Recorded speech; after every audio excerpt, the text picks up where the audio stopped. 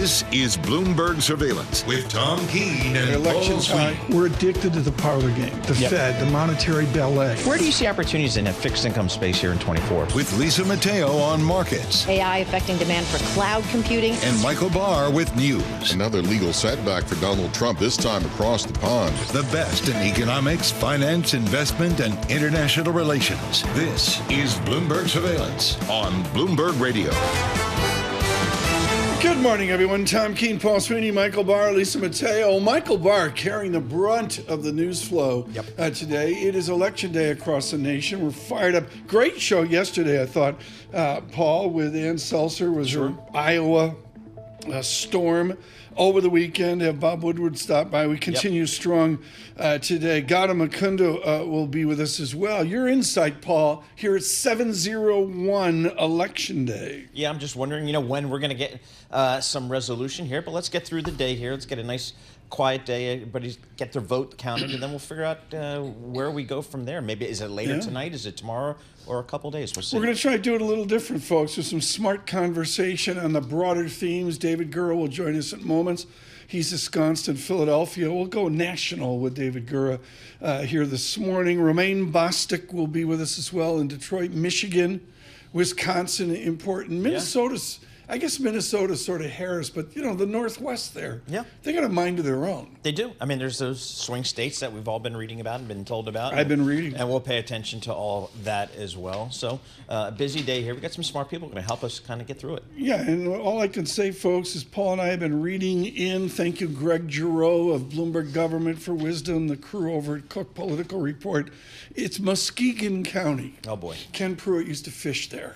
Yeah. That's a key county. Muskegon County. It's north of Grand Rapids. They way to Chicago. That's north. Kalamazoo and all that. But it's Muskegon County's one we're focused on. What we're going to do is do a little bit of data as well. The markets, as you can well imagine, churning on this election day. From the Interactive Broker Studios, our Bloomberg Business Flash, Lisa.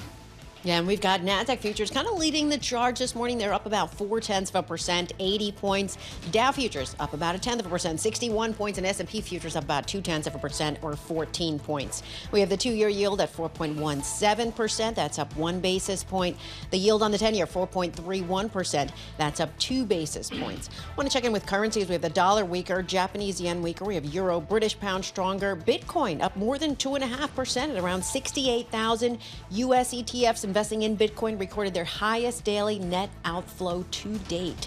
Shares of Boeing checking in there up nearly 2%. Workers voted to accept that new labor contract, ending the strike. It's affected the jetliner production for 53 days. And today's Wells Fargo, it's expected to begin its first ever contract negotiations between a giant U.S. bank and unionized employees. It's going to take place at a branch in Albuquerque, New Mexico. And shares of Palantir up 13%. The company boosted full year profit sales forecast. Big there. Strong U.S. demand for its AI software. That is your Bloomberg Business Flash. Tom and Paul. I thought of Dan Ives. I did too. A single best idea. He says Palantir, and you correctly said what? Exactly. All I know is he said this is his AI trade, and boy, has he been right on that one too. He's been right in a lot. I was looking at Apple Computer, and they had Mr. Buffet selling his shares out. And I guess the stock, since he began selling, I don't have the date in front of me, folks, but it's close.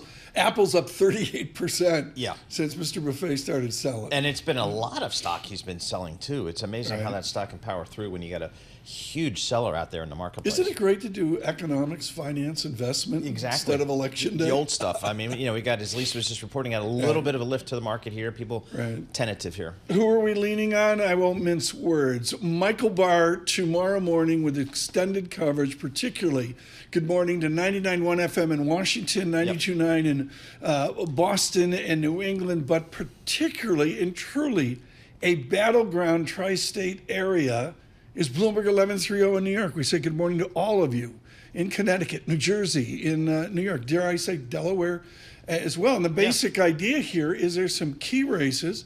Mr. Lawler's name continues to come up north of New York City, but some, it's not just Michigan. Listen to me. Yeah. Wisconsin, Michigan. Exactly. It's 7:04 a.m., folks. Imagine what I'll be like at 6 o'clock tonight.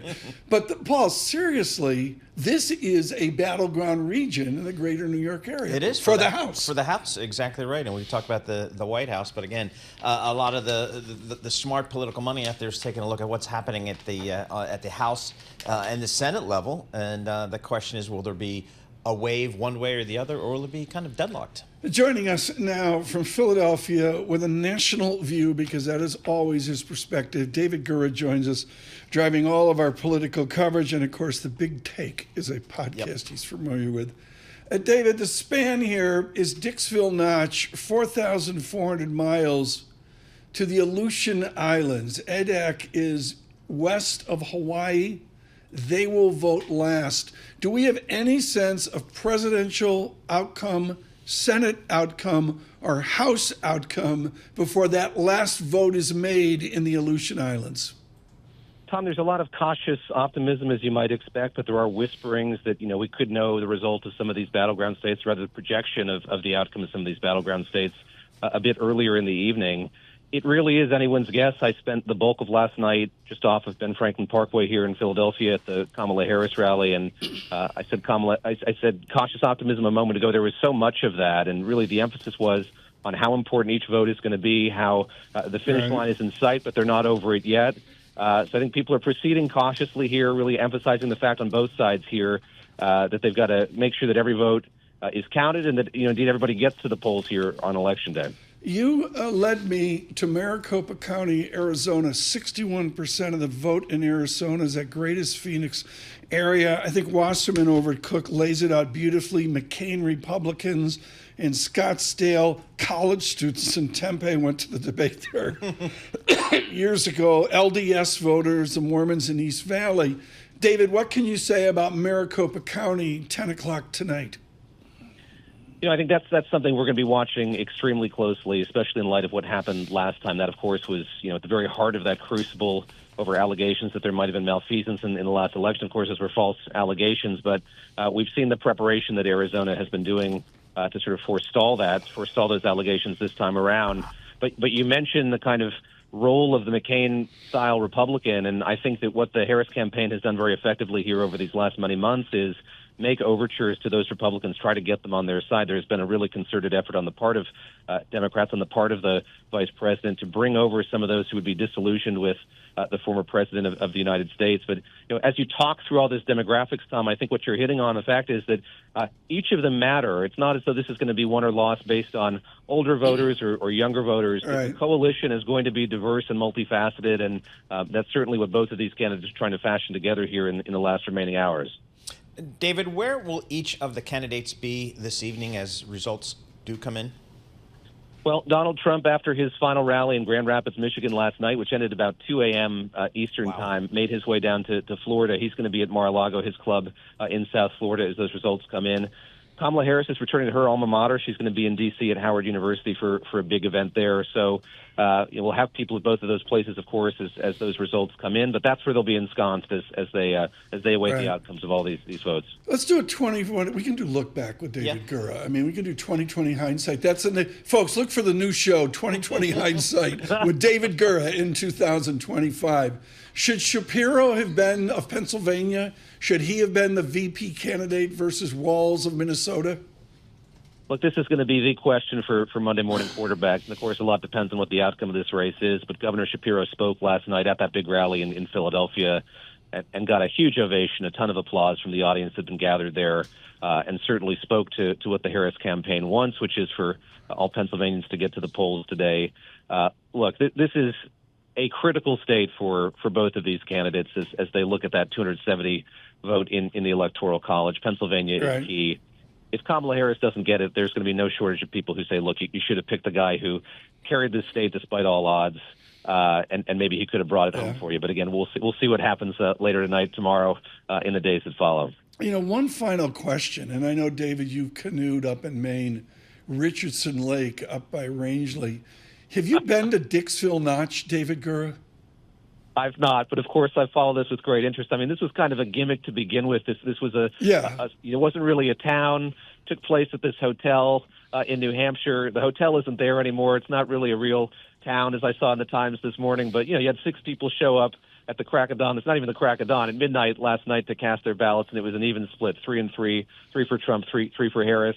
The gimmick continues, but I do appreciate the sort of the wonderful quaintness of having something like that to kick off what's going to be a marathon day as we wait for those votes to come in. Now, David, at 2 a.m. this morning, we expect your interpretation of the results from the Aleutian Islands. David Gura in Philadelphia. He'll be with us all through the day on Bloomberg. Right now, let's get to it. Futures up 11 with our news in New York City. Michael Barr. Thank you very much, Tom, Paul, Lisa. Election day is here. Yesterday, Vice President Kamala Harris and former President Donald Trump made their final push in the battleground state of Pennsylvania. This is that big, powerful, vicious party. No, it's a vicious machine. I mean, they can take all these bad ideas and win elections. It's like there's only way you could do that. One way. There's only one way. Pittsburgh, we are not going back. We're not going back. Harris campaigned in Allentown, Scranton, Pittsburgh, and Philadelphia. Trump also campaigned in North Carolina and Michigan. There are also some high-profile ballot measures up for a vote across the country. 10 states have pro-abortion rights items on the ballot, including Arizona, Florida, Nevada, Maryland, and New York. Nebraska has an anti-abortion measure up for a vote. 4 states will consider legalizing marijuana. That measure is on the ballot in Florida, North Dakota, South Dakota, and Nebraska. Increases to the minimum wage are on the ballot in California, Massachusetts, Alaska, and Arizona. Colorado has a measure on guns seeking to add a 6.5% tax on firearms and ammunition. And in Arizona, immigration is on the ballot with an item giving local law enforcement agencies authority to detain and deport undocumented border crossers. Officials have been preparing for months to keep poll workers safe on this election day. In Durham County, North Carolina, they have new safeguards in place.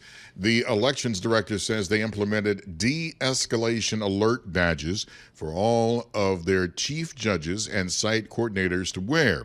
Derek Bowen says if they press the button, it immediately connects to 911. Election officials are your neighbors and friends here to defend democracy. Our county has made significant investment for our protection given the rhetoric and the actual events and threats against election officials. Global news 24 hours a day and whenever you want it. With Bloomberg News Now, I'm Michael Barr, and this is Bloomberg. Tom, Paul, Lisa. Michael Barr leading our coverage, particularly extended Michael Barr tomorrow morning with all the propositions and ballots. A nice focus there on what we're seeing around Bloomberg 1130, but Michael Barr with a national view tomorrow morning. Join us for complete coverage. U.S. election results. We start at 5 p.m. tonight. Joe Matthew, Katie Lines, 2-hour edition of Balance of Power, then joining John Farrow and Anne-Marie Harden at 7 p.m. Live election results and analysis. Context tonight on Bloomberg Radio, Bloomberg Television, and our podcasts on YouTube as well. Sure. Thank you for the perspective on YouTube. Michael Barr, you subscribed to our YouTube podcast this month, didn't you? I saw that come across the transom. Yeah, I just signed up. I said, man, I am late to the party. I don't know if you know this, folks. Michael Barr is part of the battleground state, Pennsylvania. Do the deer have placards on the side of them? I've got a deer that's like an ornament in my front yard. Just lies there Harris every or Trump time. placard on the side. Some placard, more like "Don't hit me." It's interesting, and we'll of course see from Pennsylvania, David Gura there. As you know, Paul, say something about the markets. The markets. Yeah, we're lifting it a little bit here. We got the S&P up 12 points. We'll stick right there. It's going to be a quiet day. We'll have to see. It is election day. Stay with us.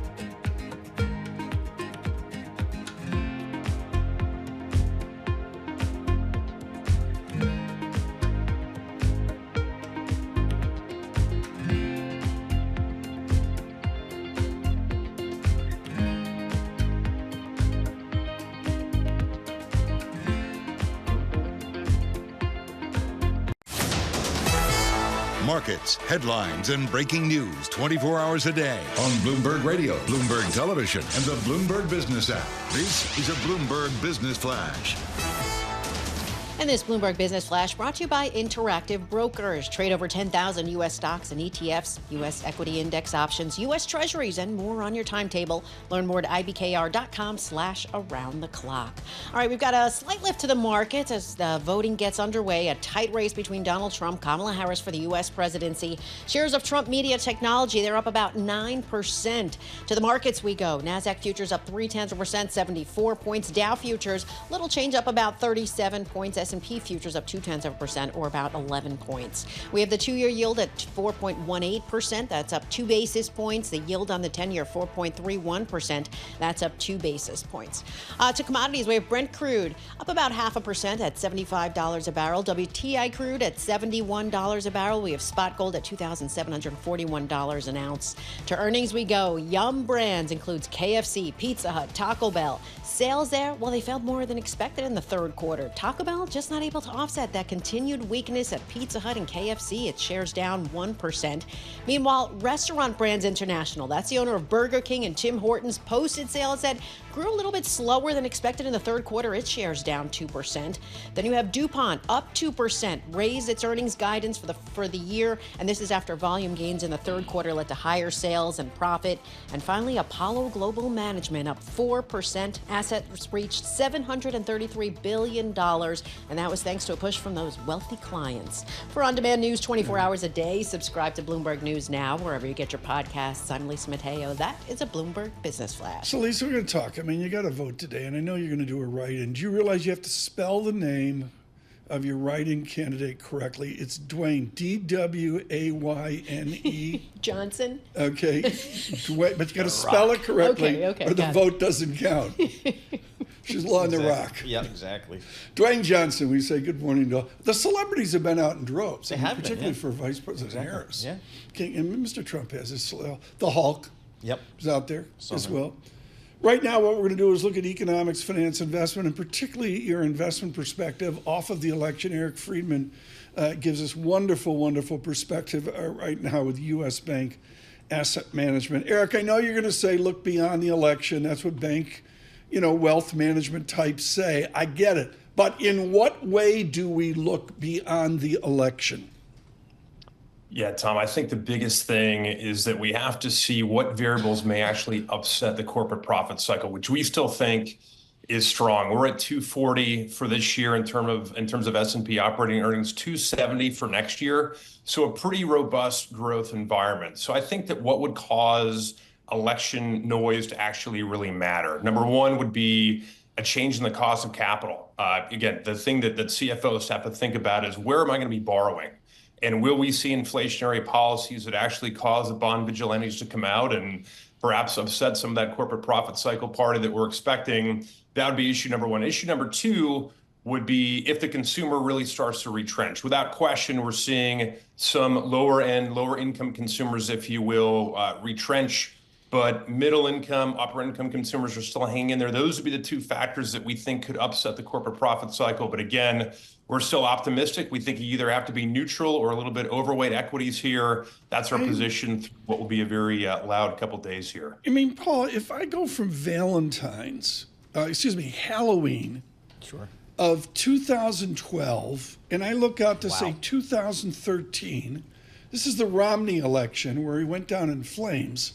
And the answer is it was a moonshot the first week of December up, and then a constructive trading range across all of 2013. Was anybody talking on that on election day of 2012? I don't think so. I don't know. So Eric, I mean, given that earnings outlook that you talked about, 240 this year, 270 next year, what does that do to your valuation call here? I mean, there's a lot of folks that are very nervous about valuation here.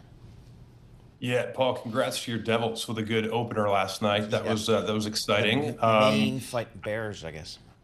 That's right. That's right. My son was at the game. He actually caught a T-shirt, so he actually claimed it. Though he's not going to give it to me. I made him go to his mother. Wait, is this Duke basketball talk on Election Day? They opened their season last night. Next year they're going to play Colgate, right? Yes, exactly. The powerhouse. Exactly. Is there anybody on Colgate over 6 feet? I don't think know. so. just the training staff. No, I think. Ultimately, I think, Paul, what this means for us from a valuation standpoint is that we think that there's probably a little bit of multiple compression for next year. We think that, again, probably getting to like a 24, 23 times type of number is probably appropriate based on the idea that the consumer is going to slow down. We think gradually, but from a valuation standpoint, we're still at the upper end of fair, if you will, but we don't think that we're necessarily overvalued. One of the key things we're focused on right now is the idea that we're actually seeing a broadening out of participation, not just across sectors that are maybe a little more consumer sensitive, but also real estate, which we can't emphasize enough. The fact that real estate is hanging in there and actually credit and equity are doing well, that's something that we think is a real positive. So if anything, we think valuation probably takes a very slight hit next year, maybe a turn and a half on a multiple basis, but not massively because, again, we think earnings growth will be so robust. Eric, on the fixed income side here, we've had yields move higher here. What are we doing on the fixed income space? Are we taking credit risk at this point? Yeah, we think fair value, Paul, for the 10-year is about 4%. So it's actually at a level that's becoming a little more interesting to us tactically, but we still think that credit remains underloved and underappreciated. Even though the spreads are historically a little bit tight at the upper end of investment grade, if you look at the lower end of investment grade and the upper end of high yield, we think there's stuff to do, if you will. And I think that ultimately, one of the things that is very entrenched in clients' minds right now is the idea of getting cash flow. We've had an environment where, again, a lot of people have been hanging out in cash, and in doing so are used to seeing some yield that come into their portfolios. Right. We think enhancing that beyond cash into things like structured credit, things like master limited partnerships, those are things that can be additive for client portfolios. I just brought up the BAA industrial versus the 10-year spread. This is a value line shtick from like 4 decades ago. 12, Still works. 12, 15. And it's amazing how the spreads have stayed even with rising yields. Eric, one final question. It's important. Is there an outcome for Mag 7 between a Trump or Harris victory? Yeah, I think that probably the regulatory trade is one that people are focused on, Tom, which is probably an outlier. The idea that we do see a really a strong shift left, if you will, in terms of both the legislative branch as well as the judiciary branch, as well as the executive branch. So that would probably be, at least from a headline basis, the challenge to Mag 7. I do think that the idea of buybacks in the very near term is a positive for that space. We're kind of running out of time on this calendar year. There's a few CFOs who are behind the schedule a bit. But again, the regulatory pressures would be about the only thing that we could see outside of maybe some retrenchment in corporate CapEx. But that's really not on our base case view right now. So still bullish on tech.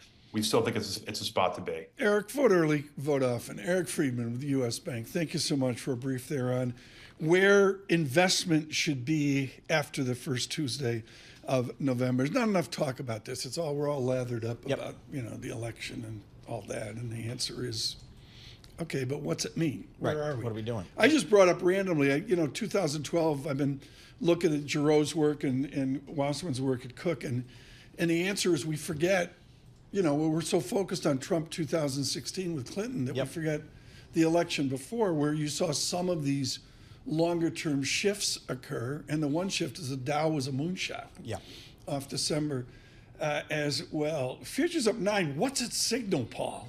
What's its signal? I think people are going to try to just kind of look past today a little bit and focus back on some of the fundamentals for this market. We should get the strategists from Robinhood. Sure. They're probably doing Robinhood trades in the voting line. Exactly. I'm kidding. You can do that. Lisa, how are we doing over here? It's election day, Lisa. I mean, it's not, it's a different day, isn't it? It is, but I'm getting ready. I'm going after work, taking my son, taking my kid. Got to get that young vote in there. Let's cover this right now. Yes, the young vote. This is parent abuse. You're dragging a child who can vote. Yes. But he is a member of the U.S. National Guard. I mean, he's an Army dude. He's a dude.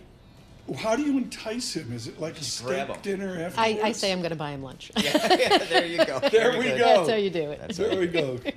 Vote early, vote often, and buy lunch for the young ones. We hope you get out to vote today across America. We're with you here, and we'll be with you tomorrow morning. Fascinating what we'll see at 7 a.m. tomorrow. On YouTube, subscribe to Bloomberg Podcast. Election Day, Bloomberg Surveillance.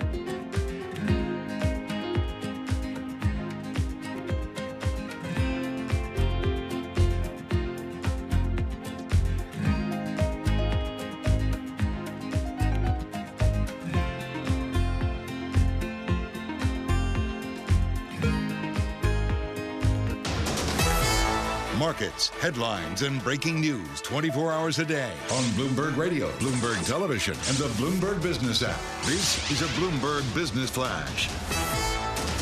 From the Bloomberg Interactive Broker Studio, I'm Lisa Mateo. Futures kind of in this wait-and-see approach as the closest U.S. presidential race in modern times gets underway. Polls show Donald Trump, Kamala Harris deadlocked both nationally and across swing states.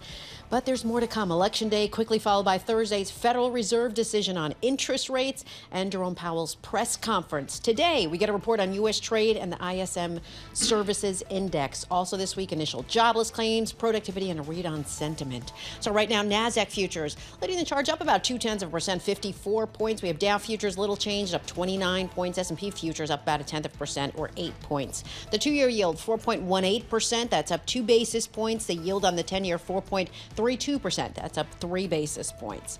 Shares of telehealth company Hims & Hers, they're up 8% this morning. This is after posting a quarterly profit, raised its annual sales forecast. Weight loss drugs, they're drawing in some new subscribers. And Ford's electric vehicle sales in the U.S., well, it dropped more than 8% in October. Demand for its F-150 Lightning EV pickup slowed. But overall vehicle sales, that soared over 15% last month, and its shares up about 0.5%. And shares of Nintendo down more than 3% in Japan. It slashed its full-year outlook, reporting its 5th straight quarter of profit declines. That was due to falling demand for its Switch console. That is your Bloomberg Business Flash. Tom and Paul. Lisa, thanks so much. And Lisa, thank you for informing me. She said she insulted me. She said these are the closest elections in modern times. And, Whoa. you know, I vaguely remember sitting with my grandfather in 1960, the whole uproar, JFK, Catholic, and, you know, all the rest of it. And I am corrected. You were correct, Lisa, and I was wrong. 1960, the Delta was 118,000 votes. And, you know, through my youth, that was like, you know, Chicago Daily, they stole the vote, Trump, 2 times ago, one was 78,000, less than 118,000 votes. And Biden, 4 years ago, was 43,000. So 118,000 since 1960, 78,000 2 times ago. Biden last time 43,000. Lisa Mateo leading with knowledge you can use Bring it right in. Election Day. Numbers. This is an important discussion, and Bob Woodward yesterday in her piercing conversation, thanks for the many comments there, particularly from Trump supporters that felt Mr. Woodward was supporting the other team. And to have Tina Fordham with us right now, Fordham Global Insights, is important off what Bob Woodward said yesterday, that the Secretary of Defense of the Biden administration has an affinity for the Vice President of the United States. Tina, as I know you know, in Foreign Affairs magazine, the Secretary of Defense writing, and of course his extreme concern about Ukraine and, quote, Putin's aggression, unquote, the Secretary of Defense goes, "The frauds and falsehoods of the Kremlin apologists." What does the Department of Defense and our foreign policy projection look like with a Trump or Harris victory? Well, I think we should admit to start with that as we've gotten closer to polling day in the U.S., the sounding the alarm about the risks of Trump in the White House have increased, and the Defense Secretary is talking about the fact that Trump has said that he would end the war in Ukraine on day one. He hasn't said how he would do that. But what is likely the biggest foreign policy implication in the short term of Trump in the White House has got to be his promised end to military aid to Ukraine. Even though Europe has done a lot and done it quickly in European Union terms, and the UK has been very involved in this, it won't be possible to replace that aid in time. And, Putin's been playing a waiting game when it comes to Ukraine, and he's been much more active when it comes to US elections. Tina, you're based in London. I'd love to get a sense of kind of what the folks in the UK are thinking about this election, how closely they're paying attention to it. How do they view potential outcomes? Well, I guess I have a bit of a, self-selected crowd around me. My phone is lighting up constantly today. And in the UK, people feel very close to the United States. And so there's, affinity and concern on that front. And of course, in the markets, our investor clients and corporate clients are really on the edge of their seats about this. It's impossible to position for an election as close as this, as Tom was saying at the start. But there is enormous anxiety, and it's pretty much across the board about what it would mean for the UK and Europe to have Trump back in the White House. And I think there's been less consideration really about what a Harris presidency would mean, apart from the expectation of continuity on NATO, AUKUS, the security umbrella in Asia. What have you heard, if anything, from some of the European leaders about a potential second Trump presidency in terms of just geopolitics in general? Again, as you mentioned, there's so many hotspots around the world, from the Middle East to Ukraine. What would that mean potentially? Well, European elected officials will be at great pains not to say anything because, they don't want to be seen to be interfering in the elections.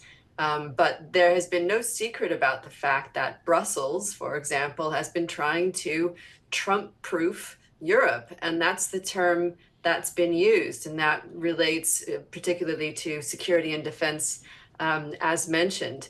But I think the other angle here, the obvious one is security and defense, and it matters enormously. But the other angle about why these U.S. elections are being watched so closely and with so much anxiety is simply around the question about whether the U.S. can have a peaceful transition. And I was very interested to see some polling data from the AP that talked about 4 in 10 Americans are concerned about violent interference with elections. That's alarming. So I think the biggest litmus test is the functioning of our institutions and the acquiescence of whoever loses. Right.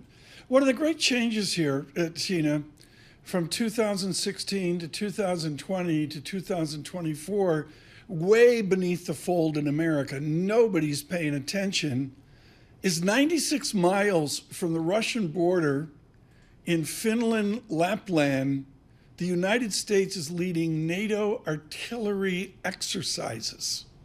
That's something I would not have said 4 years ago or 8 years ago. What is the significance of NATO artillery exercises a Cuba away from Putin's border? That speaks to the fact that we have two new NATO member states since Russia decided to invade Ukraine, and those are Finland and Sweden. It wasn't expected. I suppose even 5 years ago, I actually had a bet with a Swedish banker friend of mine about this, that they would both join. But you take us to an interesting place, Tom, which is that one of the sort of open debates that's underway is whether those Nordic states would kind of form their own mini NATO if U.S. withdraws its support in one form or another. They have strong militaries and have had the mandatory draft. And I think a lot of Americans don't appreciate how prepared those countries are. Finland was at war with Russia, remember, and has a memory of being at war to defend their territory, but they do rely on U.S. participation. This came up last night at the dining room table. Tina Fordham, if President Trump wins a second term, where does he travel to first? Does he redux his Pacific travels? Does he go to Europe? Will he try to redo 2016? So I actually haven't thought about that before. I love a thought experiment, Tom, but I don't think that Trump will feel compelled, if he's reelected, to do the traditional calling upon allies. Trump's also not really an ally guy. And if we look at his, campaign statements, they're really focused on the domestic. I mean, my sense is that Trump would likely subcontract his foreign policy, trade policy to experts who he trusts. Of course, the trouble for us is when we try to speculate what that looks like, that most of the people who worked for him before have made it abundantly clear that they would never consider doing so again.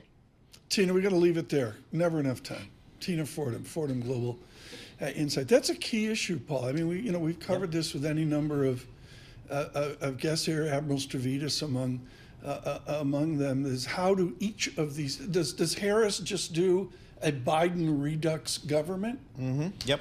Does Trump redo 2016, which, Tina Fordham said he can't? Yeah.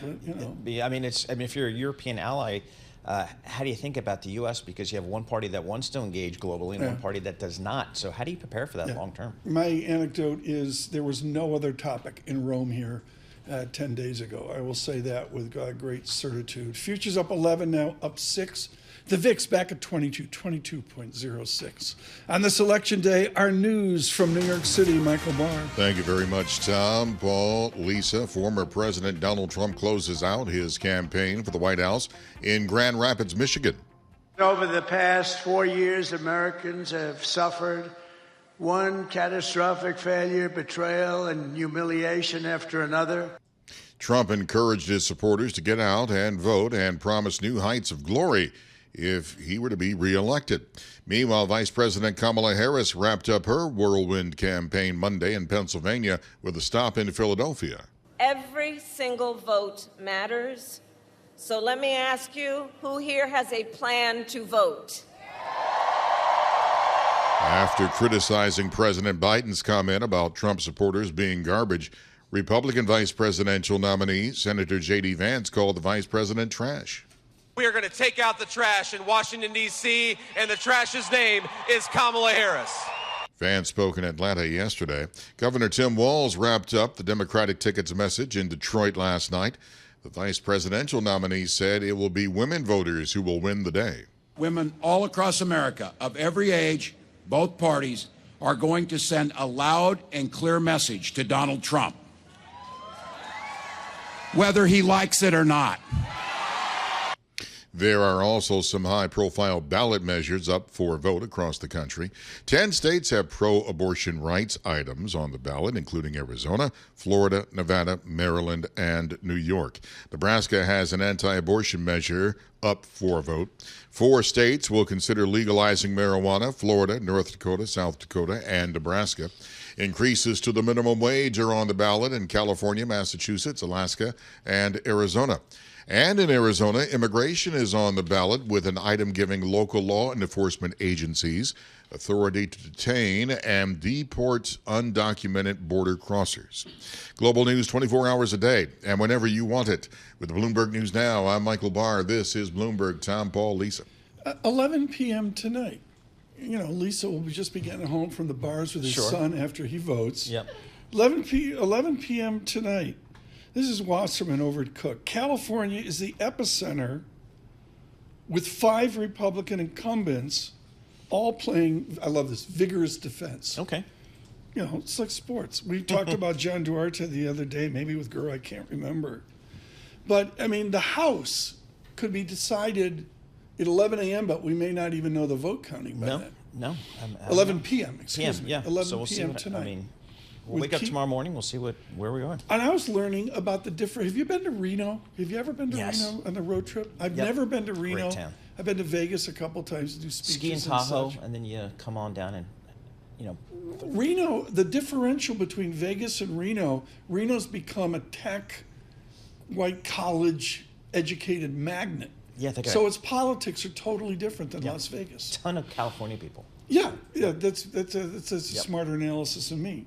But that's the kind of thing we're going to be following here. Of course, Greg Giroux with granularity on this in the coming days. But we're going to do more than just look at Harris, Trump, and Harris. We should say here, of course, our election coverage tonight, 5 p.m., no one better than Joe Matthew, Kaylee Lines, and then at 7 p.m., Jonathan Farrow.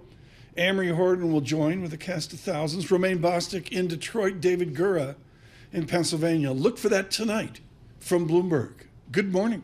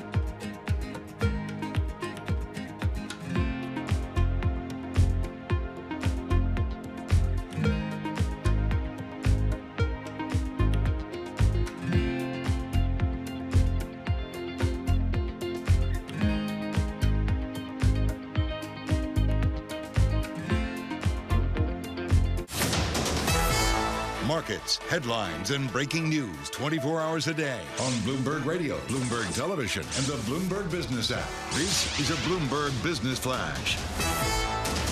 From the Bloomberg Interactive Broker Studio, I'm Lisa Mateo. We've got a slight lift to the markets on this election day with NASDAQ futures leading the gains up about 0.2%, 47 points. We have Dow futures, little changed up 24 points. S&P futures up about 0.1% or 6 points. We have the 2-year yield at 4.19%. That's up 2 basis points. The yield on the 10-year, 4.32%. That's up 3 basis points. Companies making news. That's Apple. Sources saying it could be considering a move into smart glasses. It's been studying products currently on the market. Its initiative codenamed Atlas. And struggling discount retailer Dollar Tree named a new interim CEO, Michael Creedon Jr. He served as chief operating officer since late 2022. And that news giving a boost to shares. They're up right now more than 4%. And KPMG has cut about 330 people from its U.S. audit business, or about 4% of its staff, in order to counter low turnover rates. That is your Bloomberg Business Flash. Tom and Paul.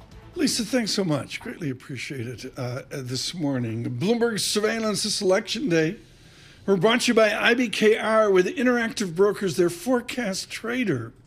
You can trade your views on the 2024 elections. Just answer yes or no. Visit ibkr.com/forecast and get started today. Visit ibkr.com/forecast and get started this election day. Joining us right now, the last time he was on, he was hugely knowledgeable, Paul. I was blown away. Benedikt Kammel joins us. Why don't you bring him in on? You nailed it. I mean, you told me the strike's not going to get settled last time, and this time was different. Yeah, it's they finally got the rank and file Tom over at Boeing. The machinists up there in the Pacific Northwest agreeing to a contract with Boeing. A piece of good news for them and for the company and for the stock. The stock's up about 1.3% in pre-market trading. Benedikt Kammel joins us, global aviation editorial leader for Bloomberg News. He's based in Berlin, Germany. Benedikt, what's different for this contract versus the last contract? Is it simply dollars and cents? There's a bit of that. I think the numbers are slightly better. You know, we had now a 38% wage increase. Last time it was 35, so up a smidge. But I think the bigger difference is that there was a general weariness. And you could see it in the faces of the workers, of the union leadership. I think everyone was ready to get this done with. And they probably felt this is as good as it's going to get. Any more holdouts and any more negative votes, we might actually start hurting ourselves more than we start benefiting from this. So there was this sense, this is a pretty good deal. It's a 38% wage increase over a couple of years. There's a big signing bonus. There's a couple of other sweeteners thrown in. And you know, we're moving towards Thanksgiving. People's savings are depleted. People, you know, starting to get cold over there. The joys of standing by the roadside with a sign in your hand are probably rapidly diminishing. So there was that sense of, let's get it done with. This is good. And that's where we got 59% approval. Okay. You know, mathematically all they needed, but not great if you want to repair relations. So what's the company saying about their ability to kind of restart the assembly line and get those planes coming out of the assembly line, getting them to customers and bringing in cash flow into the company? What's the company saying about timing?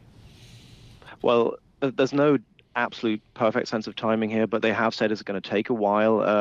Kelly Ortberg, the CEO, said a couple of weeks ago, it's much easier to turn things off than it is to turn them back on again. You know, as we all know, fixing something is harder than breaking it. So it will take months, you know, it'll take into next year. To give you a sense, they have said this year will be a cash negative year. They'll have cash outflow. And the next year, the first half, will also be cash negative. And that was, to many people, a surprise. People thought that come early next year, things would be back in repair mode and sort of the company would be on a road to recovery. But clearly, we're looking into the latter part of next year when that'll happen. So this year, they will have burnt about $14 billion of cash. You know, that gives you a sense of just how high the stakes were. And even a company the size of Boeing can't do this forever. So the stakes are really high for both sides to get this deal over the line. Benedikt, our advantage with you is you're in Berlin, so you get the Toulouse, France Airbus axis.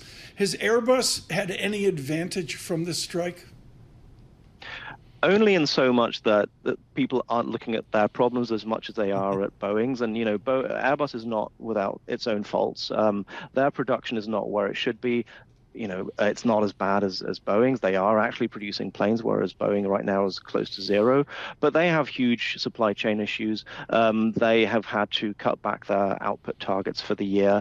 But people are obviously far more fixated on what's going on at Boeing than they are at Airbus. But it's a complicated market where you can't simply switch from one supplier to the other. So even if you were a Ryanair, which is a Boeing customer, and we had the Ryanair CEO in in the studio yesterday, and he was saying, "Look, I'm not getting the planes I need. I need them for the peak summer period, and they're not coming in." He can't just pick up the phone to Guillaume Faury, the CEO of Airbus, and say, "Hey, can you sell me a couple of planes?" So everyone is kind of locked in, the situation they're in, and everyone is really hoping for this to resolve itself. And this strike, the end of the strike, is one big step towards that. Benedikt, our Ute, back any countless elections, certainly back to 68 and 72 in the Vietnam War, is the defense component of aviation, whether it's Lockheed Martin or McDonnell Douglas, et cetera, et cetera.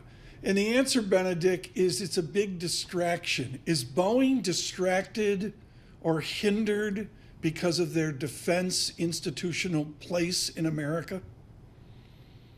Well, I mean, defense is still a big component of Boeing, and it's also part of the reason why, a lot of people have said, is this a company too big to fail? And yes, it is, because they have that big foot in the door on all things defense. And if you compare it to Airbus, it's a much more sizable part of their operation and a more important part. So whatever Boeing looks like in 3, 5, 10 years, the defense component will still be there, and it will be an important part of what they do. It's a different question when you start thinking about space, for instance. Yes, they have this long history of, helping put a man on the moon and all that, but the space business is really where they're bleeding and where they're hurting. So if you look at what they have to do, and Kelly Ortberg, the CEO, has been quite open about this. He says, we can't be everything to everyone. We have to really think hard about what we're good at, where we make our money, and where we might have to make some painful cuts. And if I had to guess, it's probably going to be in the space area more than in the defense market.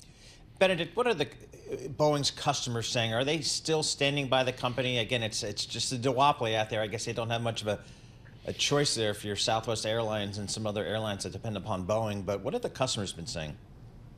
They are, and they're standing with them, and they're saying, we want Boeing to succeed. And oddly, you'd think Airbus is actually saying the same thing. They're saying, we take no joy. I mean, maybe secretly they might take a little bit, but openly they will say, we take no joy in Boeing's misfortunes here, because we are sort of tied at the hip with these guys, and we need them to succeed. We need a healthy market out there. And as I said, if you're a United, if you're an American, if you're a Southwest, you can't just sort of switch back and forth. You have these long-term contracts, you have your crew training, you have your maintenance. All of those things are tied into these decades-long contracts that you have with these suppliers, and therefore they need Boeing to succeed. And as you say, there isn't really much of a choice out there. The Chinese, there are making some noises. There was a Comac 919, but that plane is not certified in the Western Hemisphere, so it'll be years. Who knows whether we on this call will ever see that plane flying in our time zone. But it'll come at some point, but that's far out. Benedikt, absolutely spectacular. Thank you so much. Benedikt Kammel, worldwide, driving our airline coverage as well. We did Quincy Jones, which you can do for 2 days, 3 days, 4 days, a week, forever. Somebody said, what's your favorite Quincy Jones? Which I guess becomes, what's your favorite Michael Jackson? Glenn Ballard was out in L.A. getting things done, and Quincy Jones went to Glenn Ballard. This is like 5 years before Alanis Morissette and Jagged Little Pill. And Glenn Ballard sat down and started a song which, among others, has the best gospel choir ever. Man in the Mirror, to me today, to this day, is the single best thing that Michael Jackson and Quincy Jones did. It's unbelievable, with all the skill of Glenn Ballard. It's election day. Stay with us through the entire day.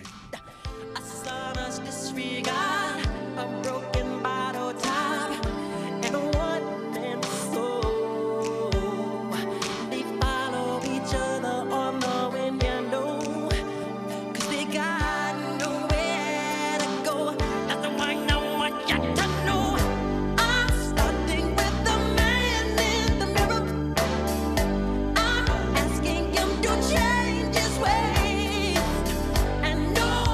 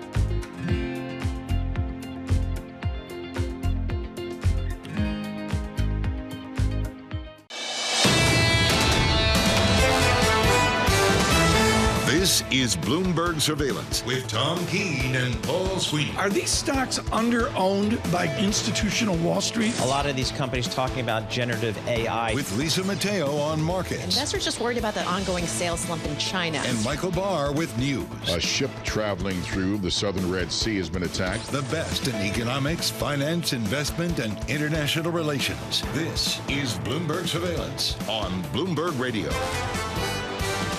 Good morning, everyone. Paul Sweeney, Tom Keene, Lisa Mateo. She'll be dragging an offspring to the voting booth today, doing her public service good. We thank Lisa Mateo for that. Michael Barr with us. Michael Barr with extended news reports this morning, and particularly tomorrow morning. We'll really be emphasizing the granularity of the election tomorrow on Bloomberg Surveillance with the leadership of Michael Barr. We say good morning on YouTube across the nation. Subscribe to Bloomberg Podcast. People go, how can we help?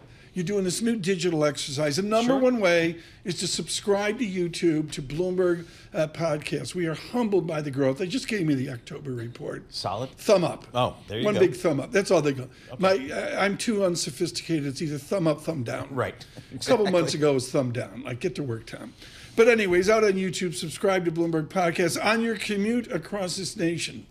On Election Day, good morning on Spotify, Sirius, 99.1 FM in Washington. Bloomberg 1130 here, the tri-state area. Good morning, 92.9 FM in Boston. Paul, your observation in New Jersey, is it like a lot of tension? It's not a battleground state, right? No, it's not a battleground state, but there's, obviously the division's just like everywhere else in the country, and it looks pretty darn even just looking at the signs all around, but we'll have to see how it plays out. But it's not considered a battleground state, but I tell you, watching NFL football Sunday, just the airwaves plastered with the national ads for both Trump and Harris. So that's what the rest of the country, or some of those battleground states, have been dealing with. They're living for it months. 24/7. Yeah. Probably after the election, they'll have the same ads. This election day, we're brought to you by one of our great supporters. Thank you, Cohn Resnick. Cohn Resnick Advisory Assurance Tax. Discover game-changing strategies to maximize value, optimize performance, and manage risk.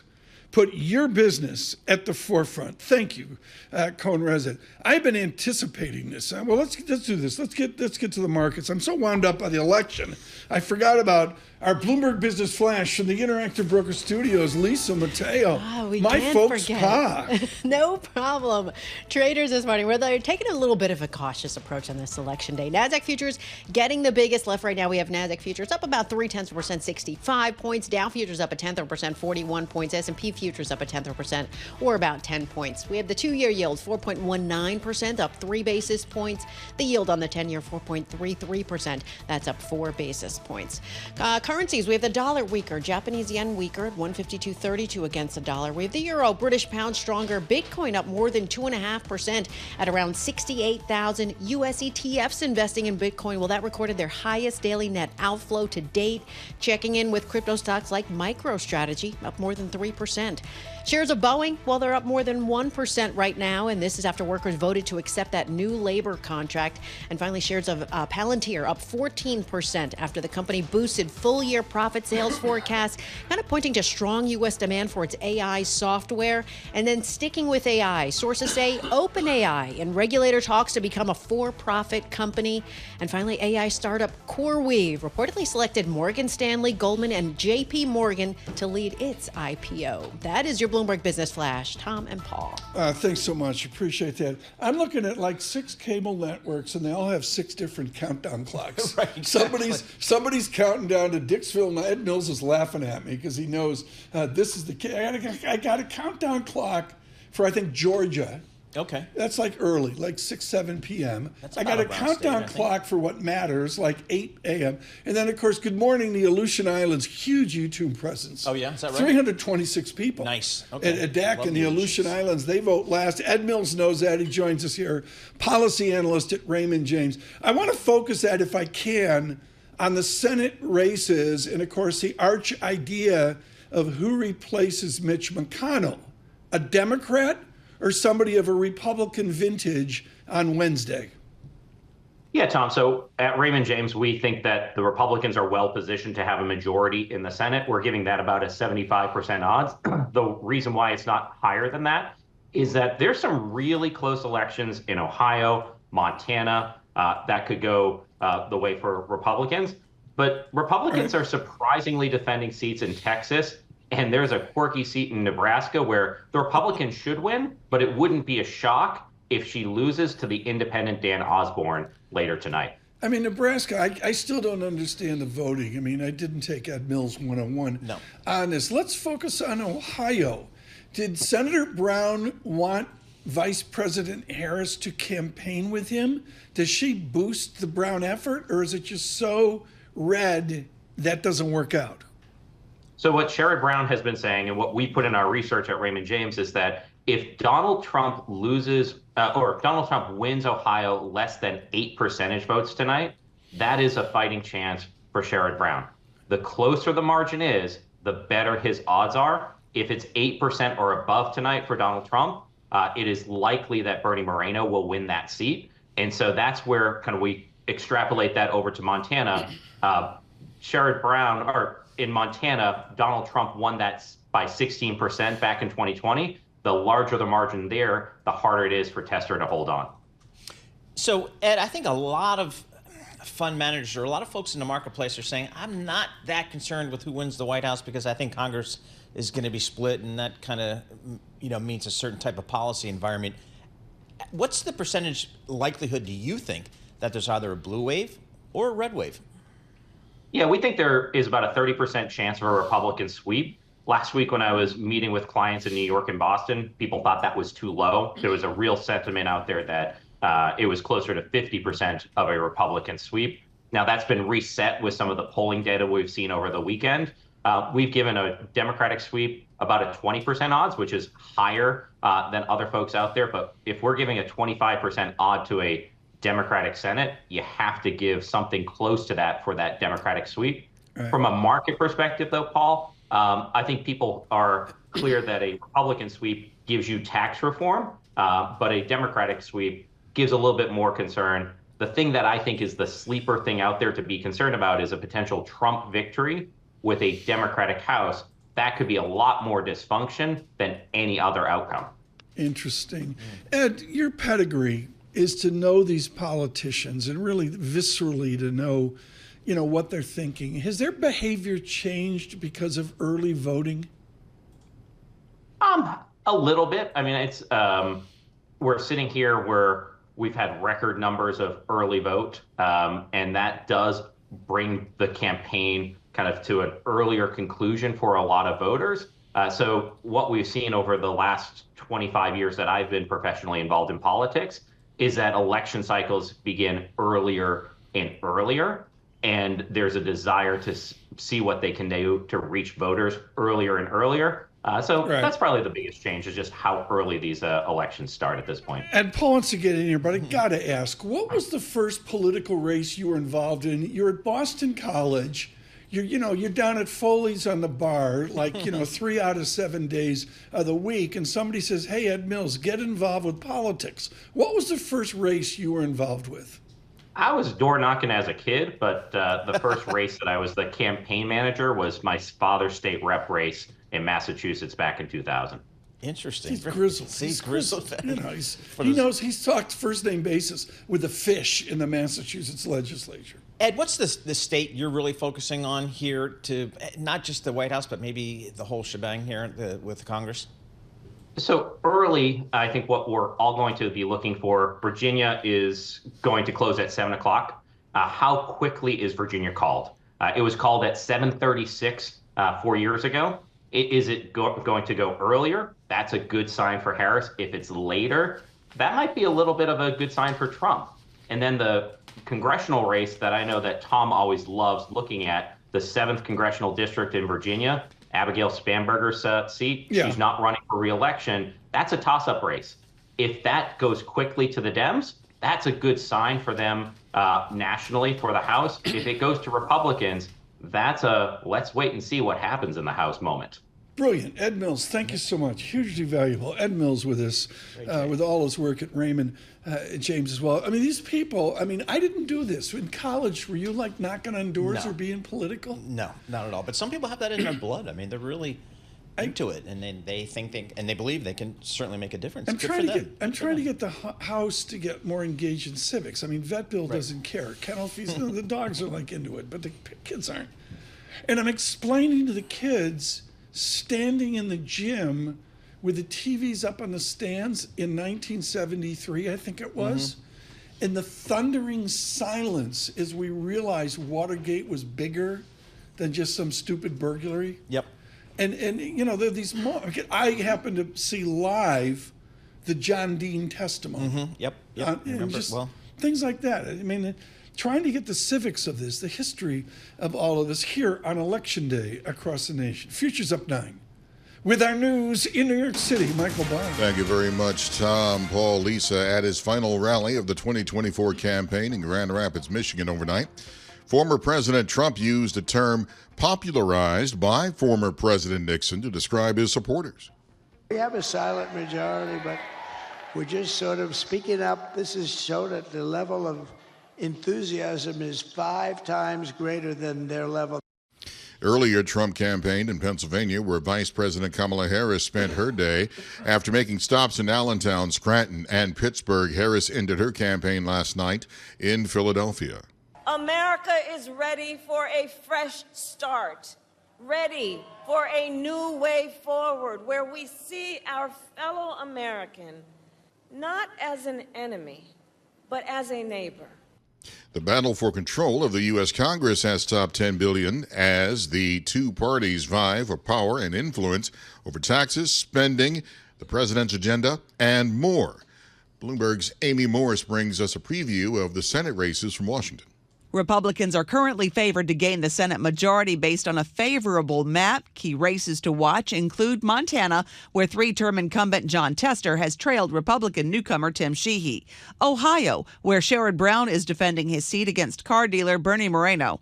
And the wild cards. Democrats need upset wins in Texas, Florida, or Nebraska, where the race is neck and neck. Democrats would also need to keep their seats in the presidential blue wall battlegrounds of Pennsylvania, Wisconsin, and Michigan, where the races have tightened. Also in Arizona and Nevada. In Washington, Amy Morris, Bloomberg Radio. Meanwhile, Florida, Arizona, and 7 other states are asking voters whether they want to enshrine a right to abortion in their state constitutions.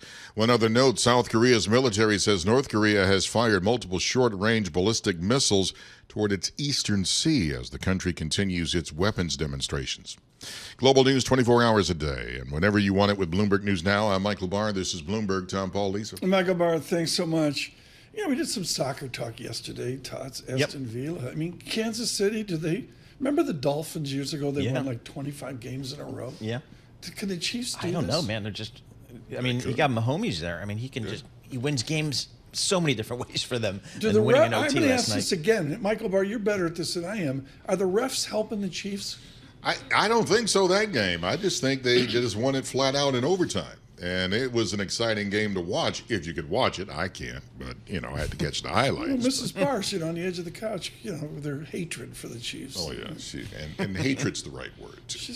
I understand. How you doing in your rotisserie league? Damien was distraught yesterday. There are 2 of us crying. You going down in flames? Flames, blowtorch, you call it whatever you want. It's bad. That's an obligatory Election Day football chat. Yep. We're doing that as well. Please stay with us. Our election coverage tonight. Joe Matthew, Kaylee Lyons. It begins at 5 p.m. Eastern. This is Bloomberg.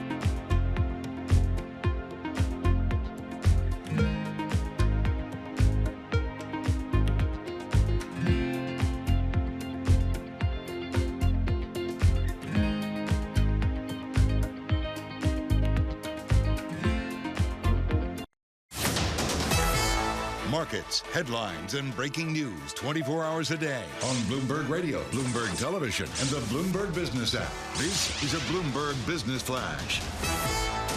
From the Bloomberg Interactive Broker Studio, I'm Lisa Matei. We've got a slight lift to the markets as voting gets underway in a tight race between Donald Trump and Kamala Harris for the U.S. presidency. Shares of Trump Media and Technology, they are up about 8%. To the markets we go. We have NASDAQ futures up 0.2%, 54 points. Dow futures little changed, up 19 points. S&P futures up about 0.1%, or 8 points. We have the 2-year yield at 4.19%. That's up 3 basis points. The yield on the 10-year 4.33%, and that's up 4 basis points. To commodities, we have Brent crude up about 0.6% at $75 a barrel. WTI crude $71 a barrel. We have spot gold higher at $2,737 an ounce.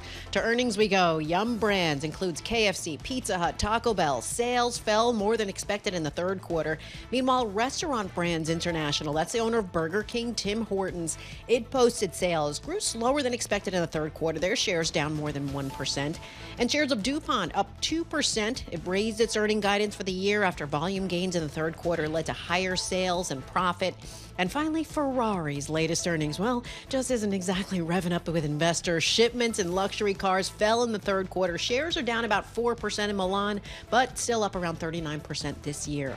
For on-demand news, 24 hours a day, subscribe to Bloomberg News Now, wherever you get your podcasts. I'm Lisa Mateo. That's a Bloomberg Business Flash. Paul and Tom. Thanks so much. Greatly appreciate it. There are moments in the blur of all this, folks. There's moments where any of our wonderful esteemed guests, they say one single thing, and like it doesn't go away. You remember it 1 hour, 1 day, 1 month later. Gautam Mukunda said something a while back. I think it was, I missed Gautam last time around because I was in Europe, but with Yale School of Management, said something, Paul, that I carried for weeks and weeks and weeks, which is the undecideds shrink. They shrink much more. And everybody caught up with Professor Mukunda. He joins us now in studio on this election day. Where are the undecideds now? They got to decide. They have to decide.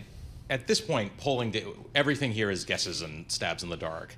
But all the data I'm seeing suggests that in the last 24 to 48 hours, even the last 1 to 2 weeks, they've broken pretty strongly towards Harris. The really decisive moment, and it's striking so, was the Madison Square Garden event. There's a lot of polling data coming out for Latinos, particularly Latinos in Pennsylvania, that they all heard about it. It mattered to all of them, and it swung some votes. Now, I can't tell you that's enough to swing the election because there aren't many of those people. Like the undecided was, last time I was here, it was 3%. It's probably less than that now, and a lot of people had already voted by the time those events happened. But the Harris campaign is not all that quietly anymore, feeling very confident because of what they've seen in the last few days. We had yesterday, the piece of news that came out was the Seltzer poll coming out of Iowa that surprisingly showed Vice President Kamala Harris 3 points ahead. What'd you make of that? Earthquake does not understate the impact that one had.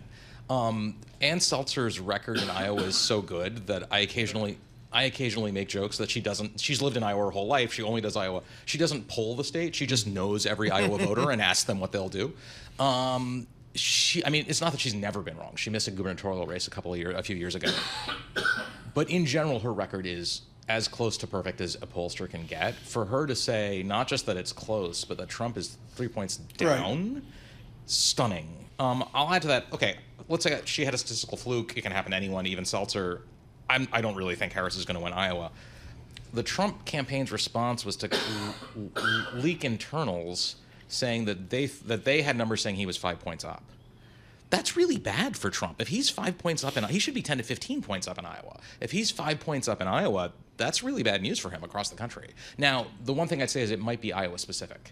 Iowa's abortion ban went active in July. And basically, Iowa local elections have been nothing but saturation bombing on abortion.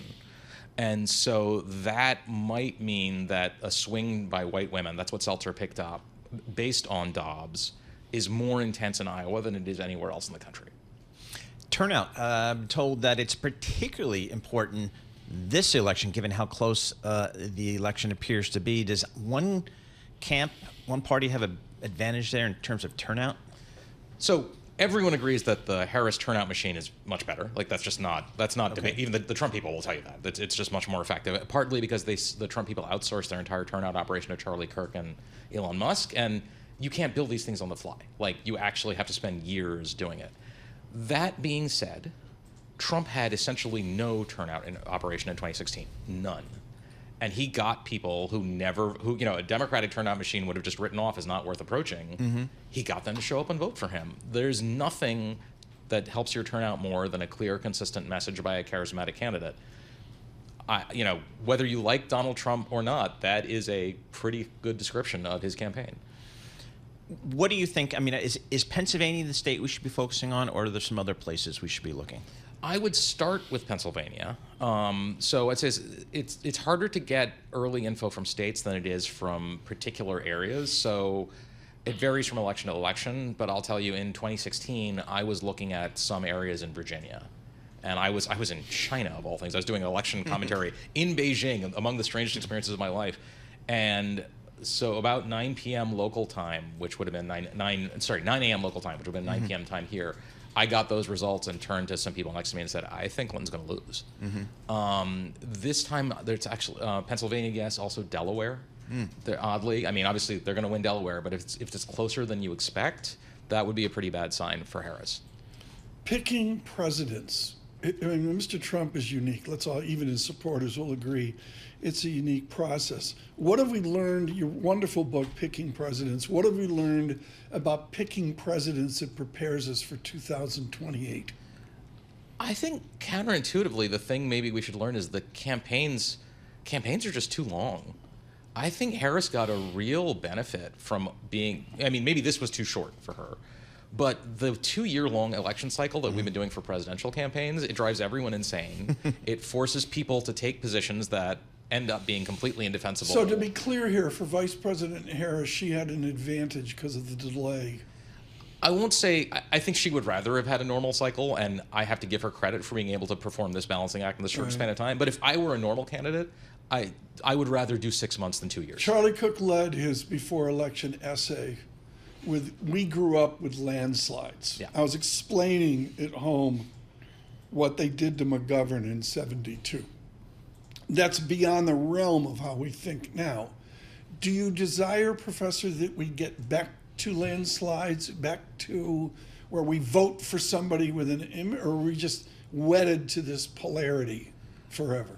So I don't think we are. We saw a landslide in 2008, and 2012 was not that close.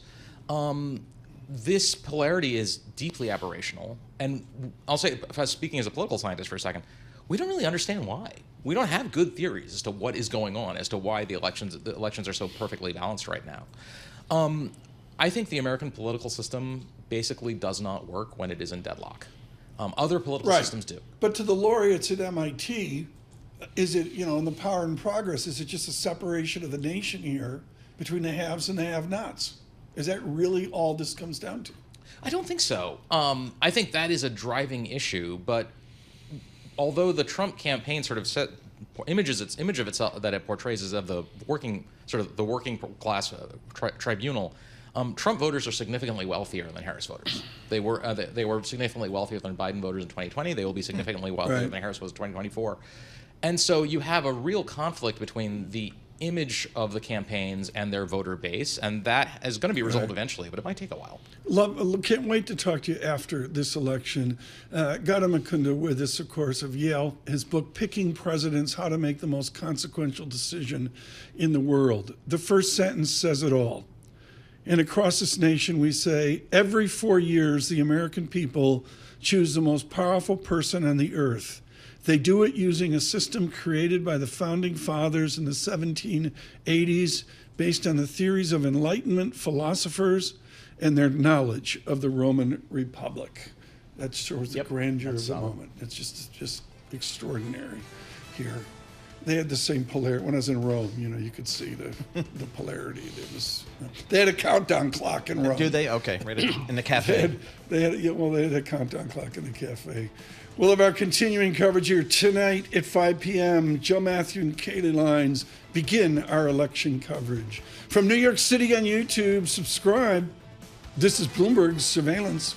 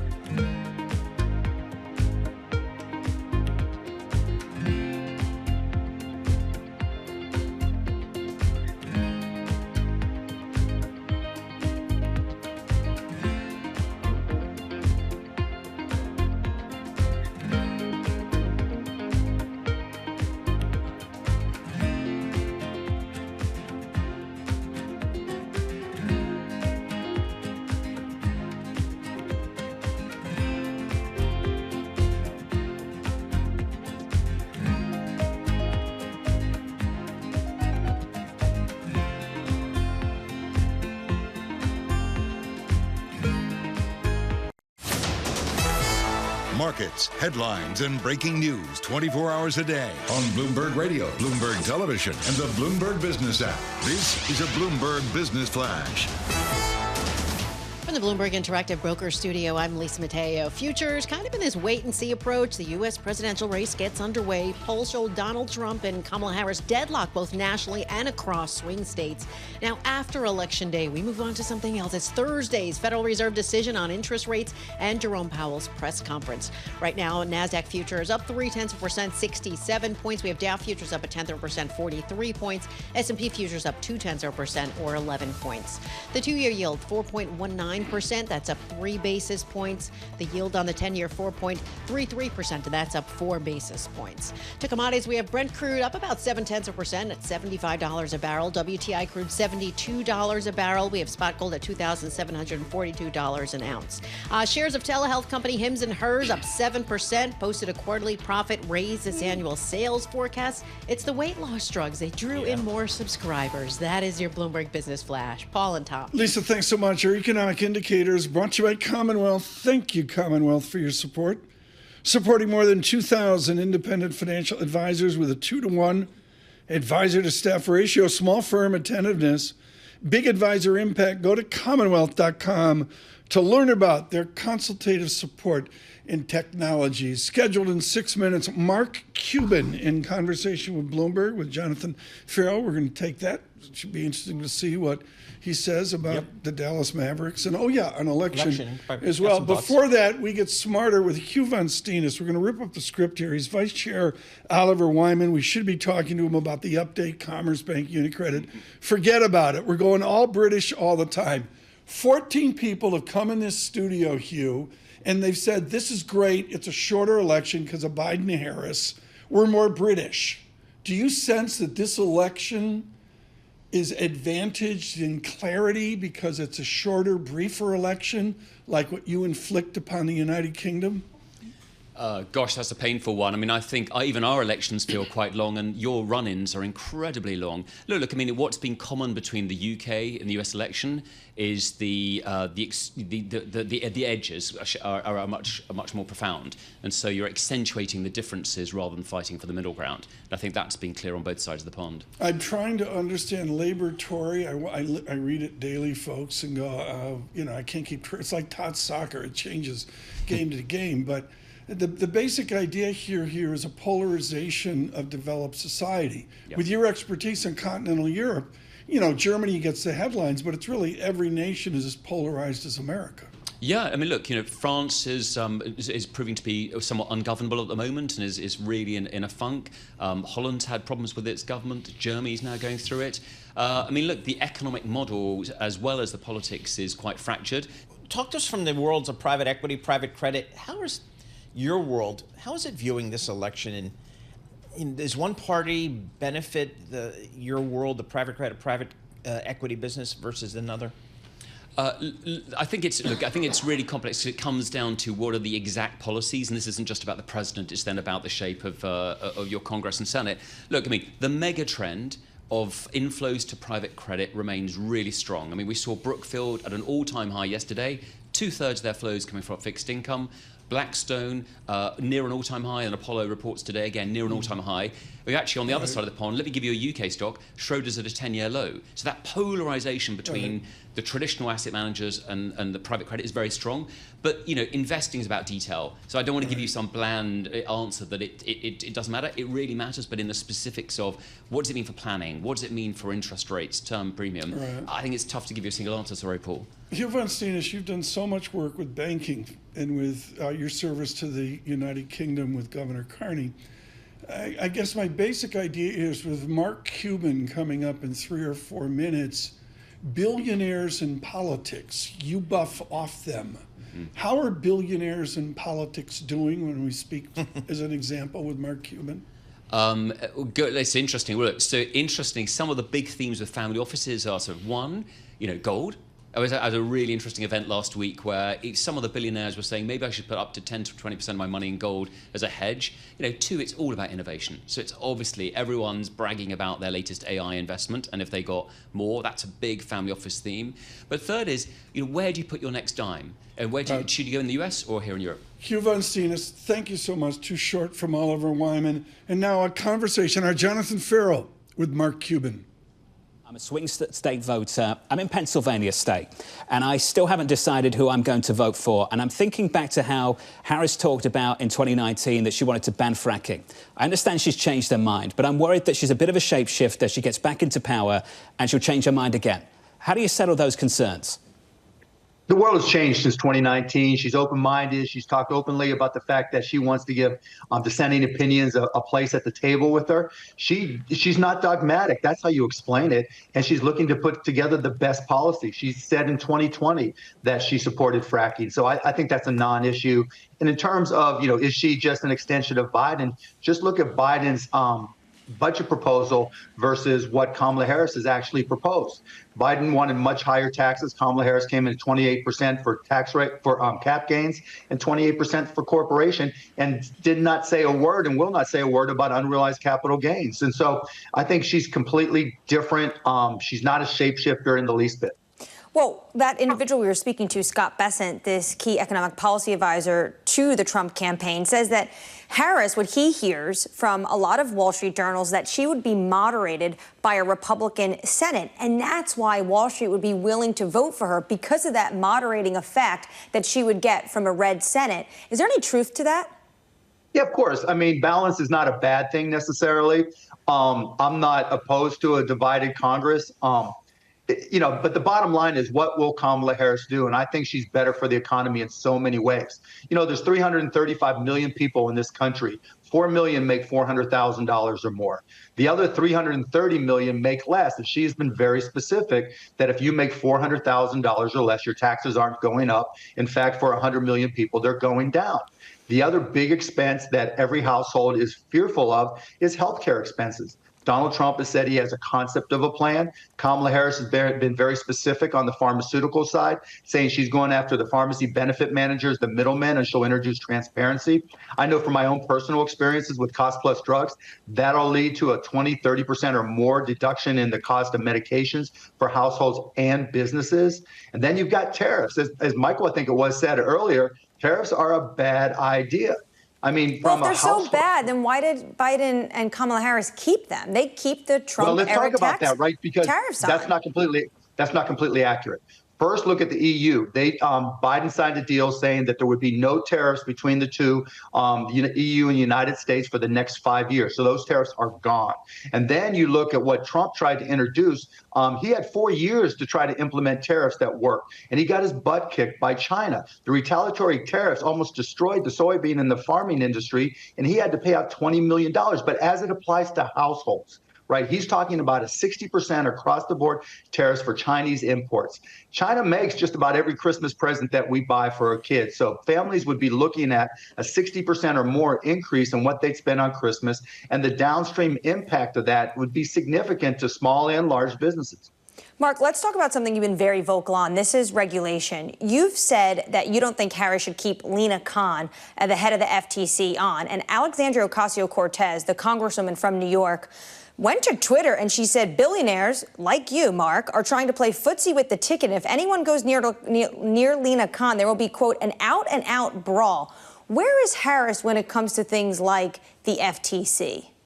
I don't know. I haven't talked about personnel with her or her team. I have no intention about talking about personnel. I was asked a question about what I thought about the FTC, and I thought that, the possibility of breaking up the big technology companies would be a negative, because I think, winning the AI battle for the United States is paramount from a military and an economic perspective. So I voiced my opinion, but I'm not involved in those conversations at all. But it really raises this ultimate question, which is what policies will she follow? She's been engaging with AOC quite a bit in terms of the campaign trail.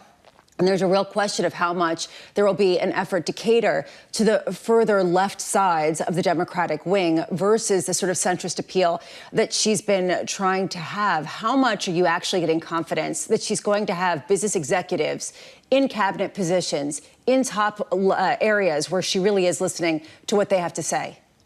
I talk to her campaign almost every day. I'm 100% certain. I'm not just confident. I'm certain that that's what they're going to do. I've been on the trail with Doug Emhoff, who, as part of his presentation, talks about what a capitalist she is. She's talked about, wanting to create 25 million new businesses. That's not a reflection of anything far left. She, one of the first things she did was introduce a tax deduction or increase the tax deduction for startup costs to $50,000. That's very important. She recognizes that of the 33 million companies in this country, 99% are passed through, 99% are run by people making $400K or less. Those small businesses are what drive the economy. They create most of the new jobs every single year. So she's focused on an opportunity economy. I don't think she can be any more clear. Mark, do you think that this campaign for Kamala Harris could have done more to reach out to the male voter? This seems to be an election that is unique in just how bifurcated the male and the female vote really has been. There were some questions around Joe Rogan and how to appeal to the male vote and how to really bring the genders together. What's your take on this campaign's approach to that? I think it was very data-driven. I mean, women have a high propensity of voting, and with reproductive rights and other issues that were geared towards women, I think she did a great job of connecting to them. Maybe she didn't do everything she could have with men, but that's okay because she went to the people who are going to vote more. You go, as a business person, you go to the people you have the best opportunity to sell to. Who's going to buy your product? Who's going to vote for you in this particular case? And the fact that she's only been in the race 14 weeks and she's caught up completely and now I believe passed her and will win today, I think she's done the exact right thing. Mark, speaking of business and product, there's a famous quote from Michael Jordan, which I'm sure you know well. Republicans buy sneakers too. It raises a question about you. I wanted to ask you about this. For a man who's got a line of businesses, why was this important to you to put your name and reputation on the line and really get deep into politics when ultimately Republicans buy sneakers too? So I'm not going to get deep into politics, but I think this is a close election for a reason. And I think Kamala Harris will be the best president and is a better choice than Donald Trump. It's that simple. I mean, I love this country. I'm in this position because of everything this country has given me. I'm blessed. And I thought, I truly believe that she will be the better president for the United States of America. And that's the only reason I'm doing this. Well, thank you for sharing your time with us this morning. We appreciate it, Mark. And hopefully we can catch up again soon. Mark Cuban there on the latest campaign effort from the Harris campaign. Jonathan Farrow with Mark Cuban, a spirited conversation here on Election Day, to say the least. Spirited conversation. And, he's like everybody else. The clock's ticking and we have to wait for results, beginning with Georgia here at 7 p.m. tonight. Absolutely. And he's been, I think, a pretty out there supporter of Vice President Harris, so we got a few minutes of his time. Just looking at the markets here, Tom, a little bit of green on the screen here, not much. The S&P is up 13 points. That's about 0.2%, and the NASDAQ up about 75 points, about 0.3%. And Tom, the 10-year Treasury yield's a little bit higher here today, lifting 4.32% on your 10-year. Again, futures up 14. Bloomberg surveillance were brought to you on Election Day by Interactive Brokers. Their portfolio analyst consolidate, analyze all your financial accounts on one powerful dashboard. Do it for free. Sign up for Portfolio Analyst at ibkr.com/free PA. Life goes on.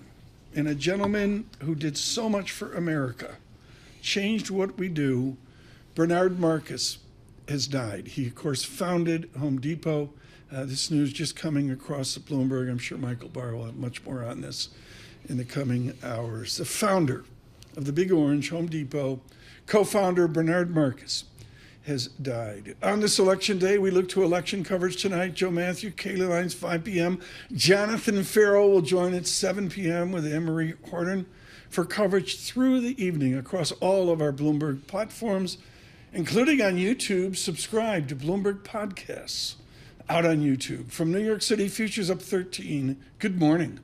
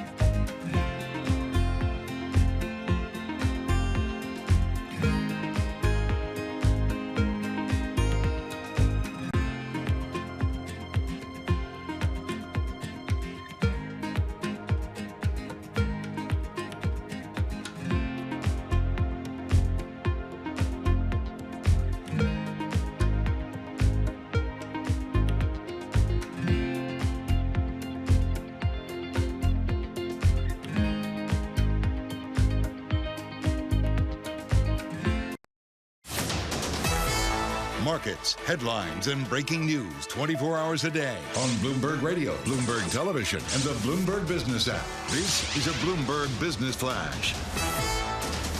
From the Bloomberg Interactive Broker Studio, I'm Lisa Mateo. We've got a slight lift to the markets on this election day with NASDAQ futures leading the gains. Shares of Trump Media and Technology up more than 9%.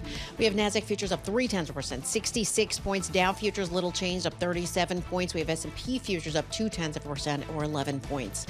The two-year yield at 4.19%. That's up 2 basis points. And the yield on the 10-year, 4.33%, and that's up 4 basis points. Some more economic data out this morning. September trade deficit, well, it widened to $84.4 billion. That's up from $70.8 billion in the prior month.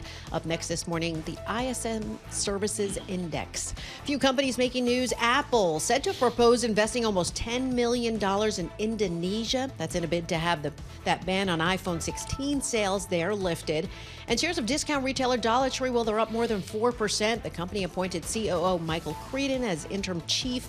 And TGI Fridays franchisees, they have a new concern, the chain's recent bankruptcy that could bring in a wave of customers that are cashing in on that $50 million in unused gift cards. That is your Bloomberg Business Flash. Tom and Paul. Lisa, thank you so much. Greatly appreciated. I want to frame this out because she comes on and, one side goes hysterical, the other side goes less hysterical. We're all hysterical for Wendy Schiller. She's at Brown University. She's absolutely definitive. A number of years ago, she did a side project, I believe for Princeton University Press, I'm not even sure, on electing the Senate, indirect democracy before we grew up. And Wendy, the Great Divide is 1913, before World War I, the 17th Amendment to the U.S. Constitution. Professor Schiller, you are expert in our democracy. What is the character of our democracy this first Tuesday of November 2024? The character of our democracy, Tom, is far more diverse than it was in 1913. As you know, women hadn't even gotten the vote yet, but 1913 is also a big year for the income tax, right? So we had a lot of constitutional activity around a time where the society was changing rapidly. And there were progressives who thought the government should be more responsive, the government should provide more, and making senators directly elected as opposed to being elected by state legislators in often messy and conflicted and not resolved elections that went on for days and days and days. And months to resolve. They thought, more power literally in the hands of the people would yield a more productive and responsive democracy. So we have to ask ourselves if that's the case today. Certainly the federal government was much smaller, but we are a more diverse, more vibrant, and I would say more free democracy than we've ever been before. You're going to have a freshman at Brown. And Wendy, they're going to write their paper with ChatGPT and all that AI stuff as well. But the 2-minute drill is a redux of the gender gap. What is the character of our gender gap this election day? Well, polling indicates that it's larger than it's been in the past. It ranges somewhere between 7 and 9 points that more women vote for the Democratic Party. That number is driven in large part by Black women who turn out about 72% of registered Black women vote. And they really push that gender gap for the Democrats. White women, particularly white women, Protestant, married, lean Republican. So it's a very interesting dynamic within that gender gap. You really have to piece it out. So if it comes to pass that it's an 11% or a 10% gender gap, that's a hard mountain for Donald Trump to climb. And what we're seeing is women over the age of 65, at least so far, and some of the polling have indicated that they either have already voted for Kamala Harris or they support Kamala Harris in bigger numbers vis-a-vis men. I'm also talking about that Iowa poll than in recent elections. And that also poses a difficulty for the Republicans because they usually win about 6-7 points margin on people over the age of 65. So it's not just young women directly affected by availability of reproductive rights. It's older women having lived through a time when there was no Roe decision. Abortion was completely illegal. So I don't know what that dynamic will look like in the end, but it could be driving that gender gap larger than we've seen in previous elections. Wendy, when we all wake up tomorrow morning, what will we know and what will we not know, do you think? Oh, listen to you. Yeah. It's like a pundit, Wendy Schiller.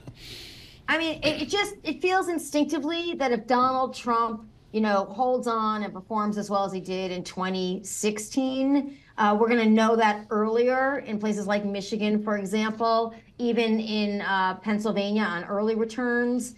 We're going to see. So I think if we see those trends, I think we're looking at an easier victory for him across swing states. If we see turnout in places like Pittsburgh, Philadelphia, Milwaukee, and Detroit, all of which had lower black voting turnout in 2016 than they did in 2020, that really cost Hillary Clinton. If you're not seeing those numbers at a steady pace today, I think that's a very bad sign for the Democrats. So we do have some signals and some things we can think about, even despite very high early voting, what's going on today on the ground. And I think we'll know a little bit about that trend before all the polls close. Down ballot, what are some of the key races that you're focusing on, Wendy?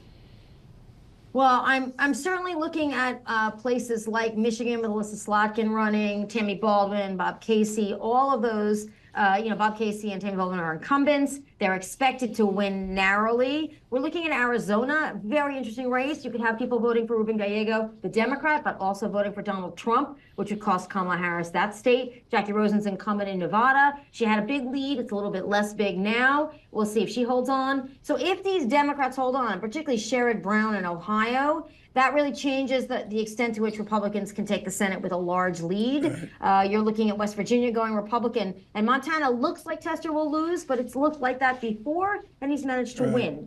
And so in North Carolina, really interesting state, right? We have the collapse of the Republican candidate for governor, and then we have record early voting. What does that tell us about how the Democrats could do in North Carolina? Again, those polls closed pretty early, and I think we're going to have signals in Georgia and North Carolina relatively early in the evening. Wendy, I mean, Mr. Trump is his own phenomenon. I think we can all agree with that. Through this election, how is liberal, how is progressive, how is the left adapted or changed to get to 2028?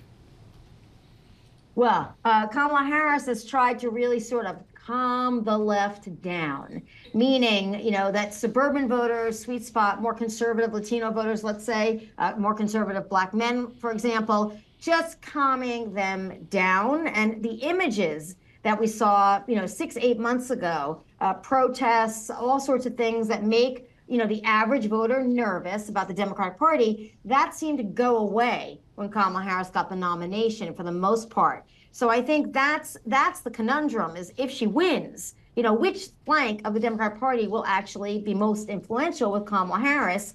And we think if she wins, she'd run again in 28. So if this recipe that she's cooked up for this election defeats Donald Trump, it's going to be a very compelling message within the party to stick with this message and not go too far to the left.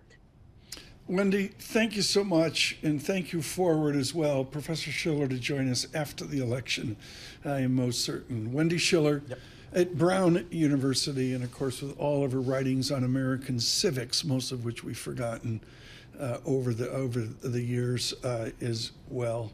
It's election day, Paul. I mean, have you voted? I did the write-in thing. I did the write-in thing. It was very smooth. Yeah, it was very smooth, although it seems kind of low tech, literally checking boxes on a piece of paper and then putting them in the mail. It seems like. And you're like, did it get there? I wish I got a receipt back. We got your letter. Exactly. You're in receipt of your letter. But do you think I got it? Yeah. It feels like there's a technology out there that could make this all so much more, I guess, frictionless, if you will, and secure. As we look at Quincy Jones, the body of his work, 1964, we had Leslie Gore on yesterday. With Frank Sinatra, they redid it for Sinatra's last effort in 1984, and they picked the right song. Frank Sinatra with Quincy Jones getting it done on his 57th album. That shark bites with his teeth, dear. Scarlet billow, they begin to spread. Fancy white gloves, though, has McHeath, dear. So there's barely never one trace of red on the sidewalk one Sunday morning. Lie a body oozing life. Someone sneaking round the corner. Could that someone perhaps perchance be Mac the Knife?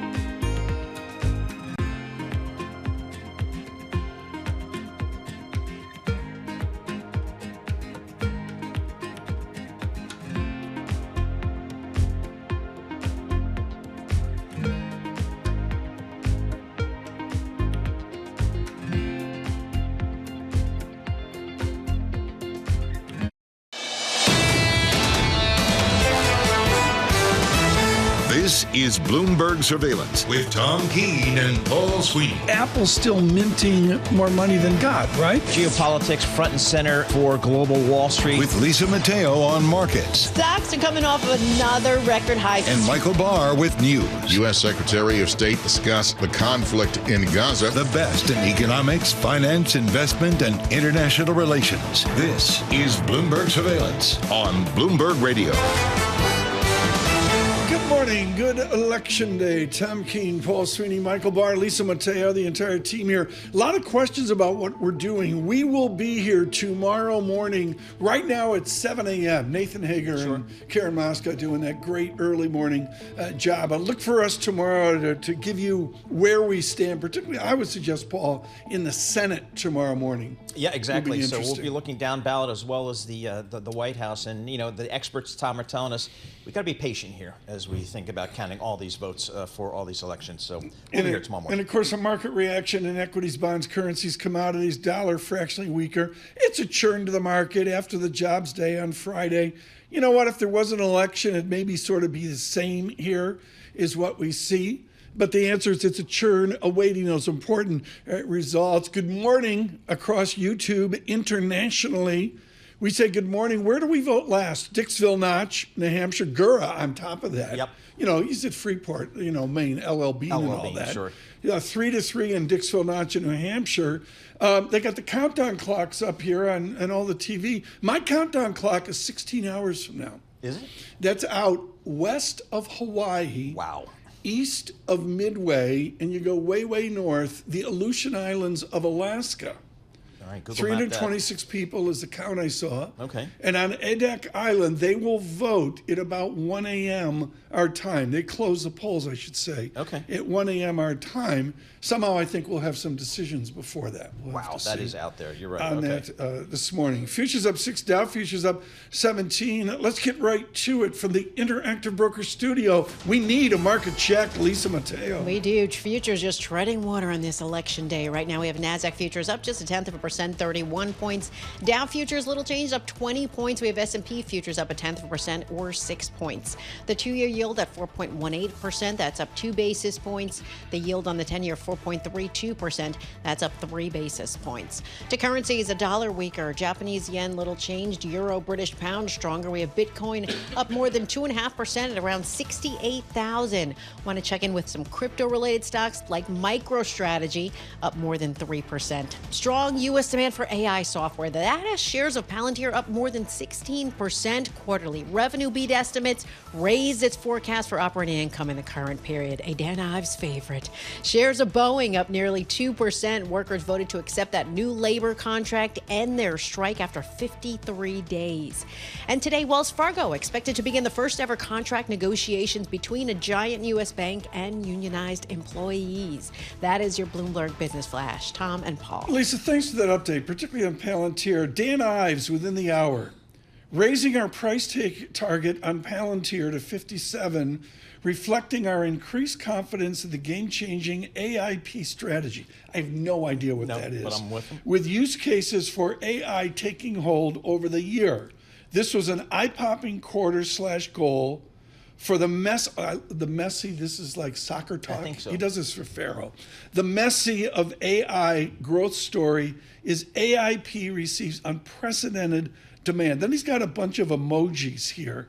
He's so hip, he even knows how to use emojis. Do you use emojis? No, please. We don't use I'm a emojis. professional. Lisa, Stop. do you use emojis? I do.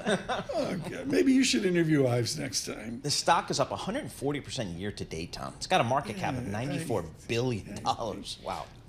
Buffet's selling Apple. I'm completely out of the market and triple leveraged all cash, and maybe, at some point I should get on that. On the bond market, and I am in the camp, the bond market is a litmus paper of this election day. Gennady Goldberg briefs us. Full faith and credit, U.S. rate strategy at TD Securities. Gennady, is the bond market going to move tomorrow? Oh, you betcha. And it really almost doesn't matter who wins. I think the market at this point really needs some certainty. So I think if it's Donald Trump, you'll probably get a bear steepening in rates. I think if it's Kamala Harris, assuming we know that it's one of these two, I think you get a bit of a rally in rates, probably closer to the 4% mark over the next couple of days. But we also have your Federal Reserve on Thursday. Given the political backdrop, what do you expect to see out of Jay Powell? It's interesting. I think they're going to try their darnest to say very little. Guidance is going to be very light. I think they're going to try to keep very open mind for upcoming meetings. The only thing we're really watching for, aside from the 25 basis point cut, which I think is a given at this point, is whether Powell drops any hint about their likelihood of potentially skipping a meeting for a rate cut at some point. Now, the data recently has been kind of mixed. Excluding the payroll data we got last Friday, it's been a little bit better. So they could drop a hint that if the data stays strong, aside from that kind of weather-impacted payroll report, they could be open to potentially skipping a meeting. I think that would be perceived as pretty hawkish by markets. Not that I'm focused on the Fed. Yeah, folks, we'll do the Fed decides here post-election if we get to some beauty rest. but the idea, Paul, here of this December pause is percolating. It is. And it's been over the last week or 10 days, it feels like. So, Gennady, are you surprised that yields have moved higher despite the fact that the Fed has, in fact, cut 50 basis points and has indicated that it's willing to do more? Are you surprised that yields have, in fact, pushed higher? Well, I think right now what we're getting is a lot of noise from the election. If you look at the betting market odds, they've certainly moved in the direction of a red wave up until really a couple of days ago, up until that last poll was released that kind of bucked the trend with the rest of them. You were getting a pretty one-to-one correlation between rates and red wave odds effectively. We'll see how that gets resolved over the next day or two. Hopefully it's a day or two, not a week or two. And then the market, I think, will be free to start to trade fundamentals. And at that point, you should be seeing rates drift gradually lower. It's just we really need to get this week under our belt and then regroup and see where things go next. Gennady, I'm looking at the Bloomberg Launchpad, and folks, it's got that lassitude we saw yesterday. And, as Mr. Goldberg says, some point it's going to move. The 2-year real yield, wow, rounded up 2.03%. If you get a lower rate regime, where do you suggest the 2-year inflation-adjusted yield goes to? I think probably the low ones. Now, I know that's over the course of the next year. Keep that in mind. But I think we gradually drift lower in rate. Even if the Fed is telling us that they're going to be cutting gradually, not at every meeting, that still means lower front-end rates. And over time, that's going to mean probably towards kind of the low 1% area. I would say that's kind of the target over the next year. So, Gennady, when you talk to clients, are they just hedged to the to their teeth these days? I mean, just given the uncertainty over the next 24, 48, 72 hours? Honestly, I think most clients have battened down the hatches at this point. I think everyone is just waiting to get through this period of, as you said, 24, 48, 72 hours or more. There's fewer concerns about the Fed in November, at least this week. There's lots of uncertainty about the Fed going forward. Really what I'm hearing from clients is that they'd rather react to the election results than try to position for them and actually take that risk, because there's just too much uncertainty in both sides. So I think there's a lot of folks waiting to regroup. There's a lot of cash just sitting on the sidelines waiting. And either way, I think people will be happy to get some of that uncertainty out of the way. Absolutely. So again, this Fed, if it cuts 25 here, I mean, is that skip in December? Is that something you think is something we should be preparing for and just wait till 2025? Yeah, I mean, it doesn't have to be December necessarily. It could certainly be January. It could be March of next year. I think they can start laying the groundwork for an eventual skip, whether it's in December, January, March. If they tell us that the data has actually been doing better than they expected, the inflation data has been doing a little bit less well than they had hoped for. So that combination could certainly get them a little bit more cautious. And, all Powell has to do is really drop a hint that the cuts don't have to be consecutive. Just look at the last summary of economic projections. Most FOMC members didn't expect consecutive rate cuts in the coming years. Yeah. Thanks for the brief. Gennady Goldberg, TD Securities, with us today here on yield. The Sweeney yield 4.18% on the 2-year yield. I got to be honest, that's what I'm going to watch more than anything. Yep. The real yields really come out here. 2.03% is jaw-dropping. Out through 1.8, 1.9, out to a higher inflation-adjusted yield. What's the housing market doing? I mean, is a mortgage rates are back higher? No, but they're definitely moving higher. So if the folks that were looking for to get a sub 6% mortgage, it's not there yet, Tom. It's not there. Futures up 8.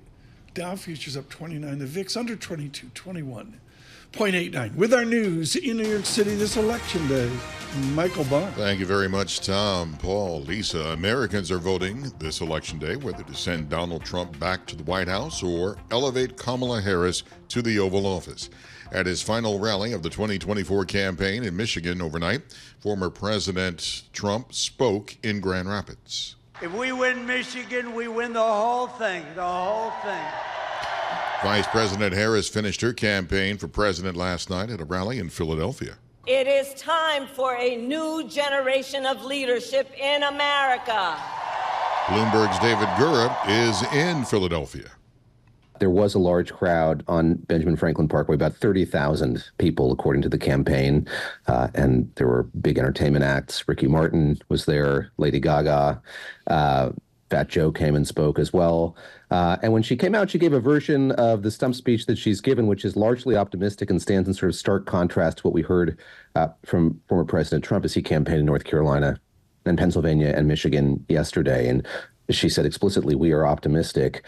You listen to what former President Trump said yesterday. He talked about decline and decay, a much darker image of the way things are and where they might be headed. Bloomberg's David Gura. There are also some high-profile ballot measures up for a vote across the country. 10 states have pro-abortion rights items on the ballot, including Arizona, Florida, Nevada, Maryland, and New York. Nebraska has an anti-abortion measure up for a vote. 4 states will consider legalizing marijuana. That measure is on the ballot in Florida, North Dakota, South Dakota, and Nebraska. Increases to the minimum wage are on the ballot in California, Massachusetts, Alaska, and Arizona. And finally, Bernard Marcus, the former pharmacist, became a billionaire by co-founding Home Depot, the world's largest home improvement retailer, has died. The company announced Marcus's death on its website, calling him a master merchant and a genius with customer service. Bernard Marcus was 95. Global news 24 hours a day and whenever you want it with Bloomberg News Now. I'm Michael Barr. This is Bloomberg. Tom, Paul, Lisa. I'm thrilled you mentioned the ballot propositions, which is, to me, a West Coast thing. I once sat in a kitchen outside of L.A. with my father and watched him struggle at the kitchen table with what to do with like 15 or 20 ballot propositions. That's how they do it in Cali. One of them was, should the L.A. Dodgers trade for Mookie Betts? But These are a big deal, Michael. Well, They're not a small item. No, these are big, and like I said, it was like you got the marijuana, proposals out there. You have other proposals as well. I think in Arizona they have one where it can local law enforcement throw out so-called people who illegally cross the border. Those are the emotional ones. But Proposition 2 in California, I think I have this right, folks. I stand corrected if I'm wrong. This bond issue would authorize the state to borrow $8.5 billion for K through 12 schools and $1.5 billion for community college constructions and modernization. You got to go in a booth or a write-in ballot. Yeah. And be knowledgeable about that. And in California, it's on steroids. What I can't stand are the ballot measures. Yes means no, and no means yes. I can't just make it really, clear. I totally agree. So. I mean, that's a struggle to say the least. We'll have coverage of that. We're in heated meetings. Like Lisa, Paul, and I are going to completely step aside tomorrow morning. It will be the Michael Barr show as we have election results, and Michael Barr will lead our coverage on that tomorrow morning. On YouTube, stay with us. Bloomberg Surveillance.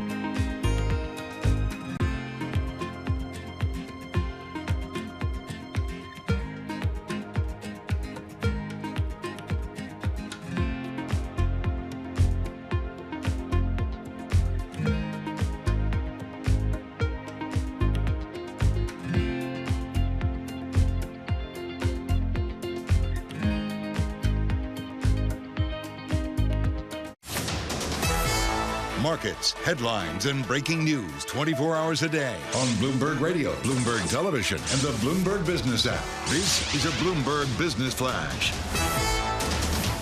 And this futures report sponsored by IBKR. Markets never sleep, and neither does Interactive Brokers. Discover opportunities with CME Group futures across equity indices, interest rates, FX, energy, and more. Access CME futures around the clock at Interactive Brokers. All right, we've got a slight lift to the markets, and this is as voting gets underway. Traders anticipate a long night of ballot counting, the potential for sharp swings no matter the outcome. We have shares of Trump Media and Technology up more than 9%. To the markets we go. NASDAQ futures up 0.2%. 56 points. Dow futures little change, up 38 points. S&P futures up 0.1% or 9 points. We have the 2-year yield at 4.18%. That's up 2 basis points. The yield on the 10-year 4.32%, and that's up 3 basis points. To commodities, we have Brent crude up about 0.7% at $75 a barrel. WTI crude $72 a barrel. We have spot gold higher at $2,744 an ounce. To earnings we go. We'll start with Yum Brands, KFC, Pizza Hut, Taco Bell. Sales fell more than expected in the third quarter. Meanwhile, restaurant brands, that's Burger King and Tim Hortons, posted sales grew slower than expected in the third quarter. Its shares are down more than 2%. Apollo Global Management up 4%. Assets reached $733 billion. That was thanks to a push from wealthy clients. And then after the bell, onto server maker Super Microcomputer. And that should be interesting. Investors wondering if the company will be delisted by the NASDAQ, even booted from the S&P 500. We shall see. Its shares up more than 2%. For on-demand news 24 hours a day, subscribe to Bloomberg News Now, wherever you get your podcasts. I'm Lisa Mateo. That's a Bloomberg Business Flash. Lisa, on this election day, thank you for keeping our eyes on stocks. I mean, it's refreshing to say the least. A lot of earnings.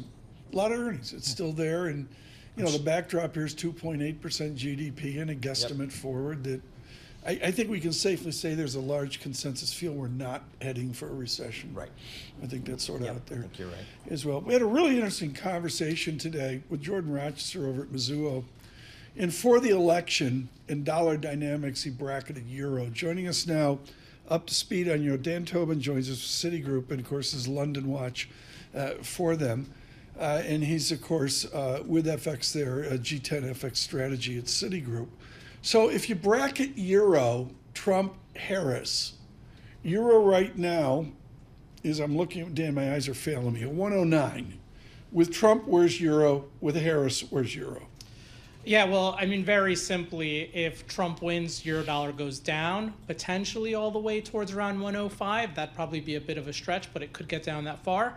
If Harris wins, euro higher, at least back to 110, but there might be some difficulty getting higher than that simply because data in the U.S. has been outperforming the euro. So with Harris, the euro strengthens. It's asymmetric.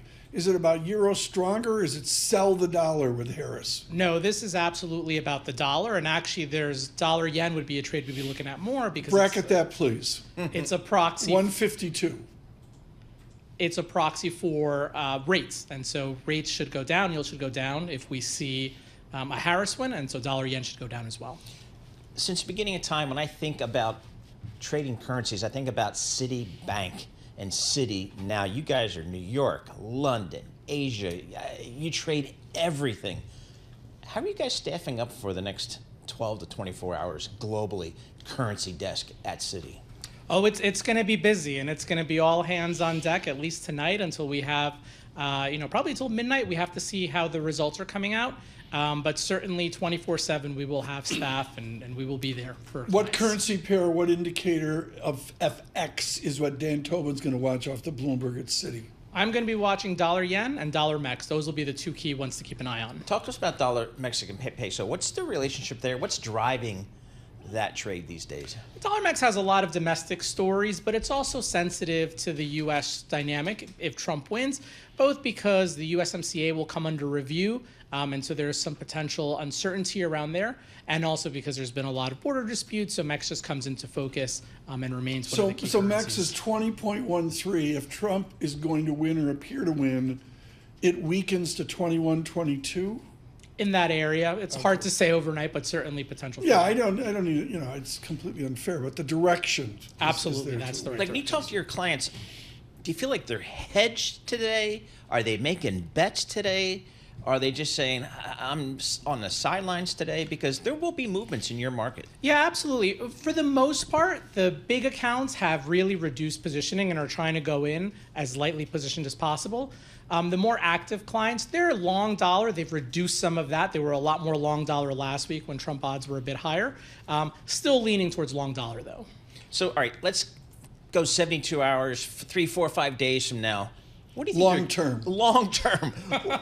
Let's get back to more fundamentals. What's your view here of the currency markets? Where do you see value here? Yeah, probably outside of the dollar, we'd be looking at things like the Australian dollar, actually. There's a lot of value there just because the domestic story is strong and there's potential for some hedge changes next year. At the end of the day, though, the data in the U.S. is still holding up, and so it's hard to see a real big sell-off coming for the dollar. Even if Harris wins and the dollar sells off, it probably will be momentary, and the dollar could probably rally back. Do you have G10, it's not, but China, how do you affect a China trade given the Congress coming out, presume fiscal support, more help, et cetera? How does Citigroup affect a China belief? Yeah, I mean, the key question is going to be what kind of tariffs do we get if we do, in fact, get a Trump presidency? And to offset that, what kind of stimulus are we going to get from the Chinese side? And we do have the standing committee meeting on November 8th. So there will potentially be a lot of volatility around the currency. But very simply, if Trump wins, we expect dollar CNH to move higher. If Harris wins, we can actually see dollar CNH more stable. The pound sterling, what's the call there? How do you feel about sterling right here? Structurally, we like it. We think there's opportunity for investors, which have been very underweight the UK since Brexit, to start moving assets back into the UK. Gilt yields look somewhat attractive here. So we see potential for a stronger sterling, especially against the euro into next year. But in the short term, it's not trading to its domestic fundamentals. It's trading to concerns around the budget and across the U.S. One final question. You do technicals, which we do a lot here in surveillance. Technicals on radio really work. and the answer here is, when someone says the vector in the dollar is strong dollar, is there an established trend?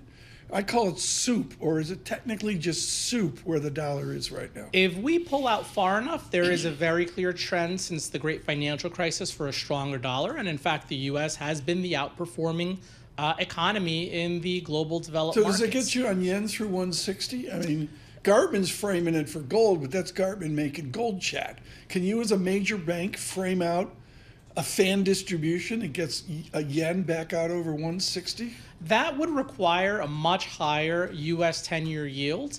And given that the Fed is already in a cutting cycle and that in general we're seeing a bit of a slowdown in the U.S., it's hard to see that absent some kind of fiscal shock. Now, that's not impossible given, we have a potential red wave coming, but it's hard for us to see that. We actually think the yen can strengthen into next year. Like Paul said, you're everywhere. Where are you based for Citigroup? Are you in like Dubai or? I'm in New York, but I've worked all over for Citi. They're everywhere.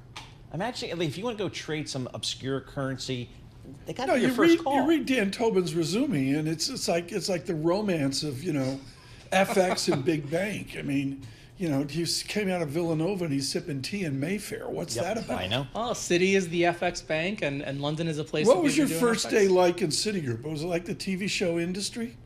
Oh no! It was it was actually great. I've loved working there. I've been there for over a decade. I did leave and I came back because I loved it so much. Great, Dan Tobin. Don't be a stranger. Thank you so much. Thanks very much. With Citigroup, he's had a G10 FX at Citigroup, and we'll monitor it for you. I mean, we make light of it, but Paul, tomorrow morning, but in Japan.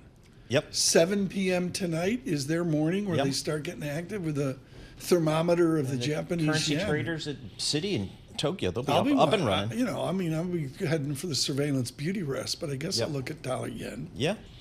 See what's you need to trade, call them up. We need to get the markets open. We do. I mean, that's all there is to it. Lisa's job. Futures up 8, yes. Well, she's done a good job. VIX is in 22 into 21.86. The yield space is higher yields. 2-year yield up 2 basis points, 10-year 3. Paul's looking at the 30-year mortgage. I mean, do you get an election bounce in real estate? I don't know. No refinancing in the pipeline. Oil, flat pretty much. American oil, $72.30 a barrel. Gold up $9. Stay with us on this election day. On YouTube, subscribe to Bloomberg Podcasts.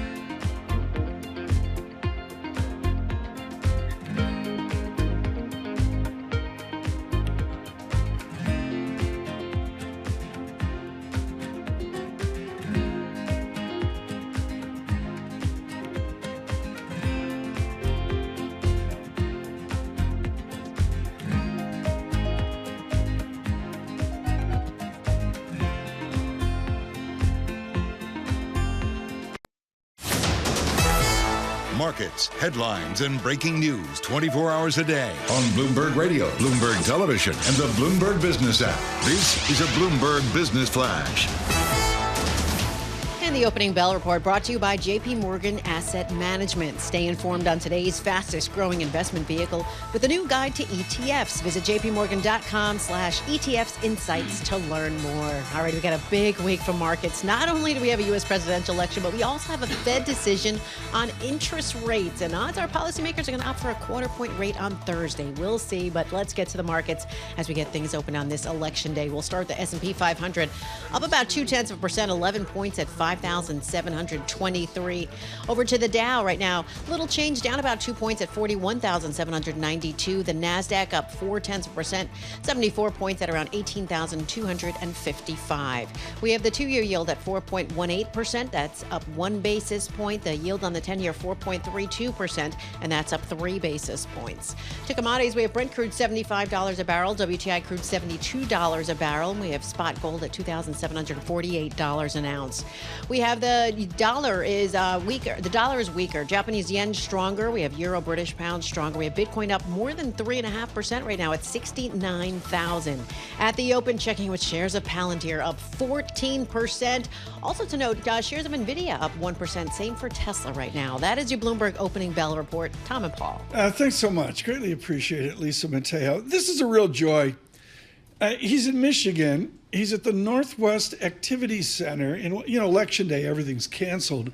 But tomorrow, when Romaine Bostic goes back for the, Wednesday morning election reports, Paul, he's got Seniors in Motion while we're on air. Oh, nice. And then Mind, Body, and Soul I'm at there. 9:15 a.m. It's a sensitive thing like you'd expect from Romaine. And then there's the Walking Club, which he's going to need tonight at 1 a.m. when he leaves Harry's Bar and Grill. Joining us, the stars of stage, screen, and the close on Bloomberg TV. Seriously, in Detroit, Romaine Bostic. Romaine, what are you looking at in the state of Michigan on this election day?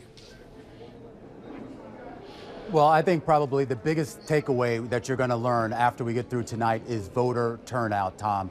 Already more than half of the registered voters in this state have already cast their ballot. That was prior to today. Early voting and absentee ballots. This was the first time, the first election cycle that we've had early voting in the state of Michigan, and Right. folks really did take advantage of it. We should point out 3.3 million people have already cast their votes prior to today. 5.6 million had cast their votes in the 2020 election. Most election officials I've spoken to expect the numbers to exceed what we saw in 2020. Romaine, I'm going to go north from Detroit. I pick it up in Flint, Michigan with, the whole auto industry death, the water, and up to Saginaw. That's Dan Kildee, his family, literally back to JFK. He retires in the 8th District up to Saginaw is a perfect example of a district up in the air. Yeah, to say it's up in the air might be an understatement. Of course, Kildee stepping aside because of health reasons. Of course, a big stronghold there. This is not necessarily going to go in the Democrats' favor. Right now, the polling seems to suggest that Republican Young is actually leading Christian McDonald-Rivet by just maybe 2 or 3 percentage points here, so still within the margin of error. But this is a community, these broader communities in that 8th congressional district that have really been hit hard by the downturn in manufacturing, the loss of automotive jobs to other parts of the nation as well as other parts of the world, and they are voting on those issues in a big way. I should also point out, Tom, that immigration is actually a big topic of conversation here, as well as foreign policy, at least when it comes to tariffs. These are 3 big voting issues that voters have told me that they are going to be going to the polls to decide on this morning. Romaine, as Tom mentioned, you're at the Northwest Activity Center in Detroit, Michigan. Tell us about the activity level so far this morning. How's it been? Has it been running smoothly? It's been running very smoothly. The polls opened at 7, and believe it or not, there were almost no lines. In fact, right behind me, the people who are in this, if you showed up right now, you can walk in and probably be out of here in about 5 minutes or less. That is largely because early voting, particularly here in Detroit City and in Wayne County, where more than 40% of the electorate had already cast their votes prior to today. Security here, relatively, I guess, normal, if you will. There has been some concerns here about the potential for unrest overnight, depending on the results of this election. But the community I'm in, this is a pretty close-knit community, a working-class community, predominantly black, and a Democratic stronghold that is most likely to vote for Harris in overwhelming numbers. And Romaine, again, being in Detroit today, in the great state of Michigan, what are some of the key issues for the folks of Detroit as they go to the polls today?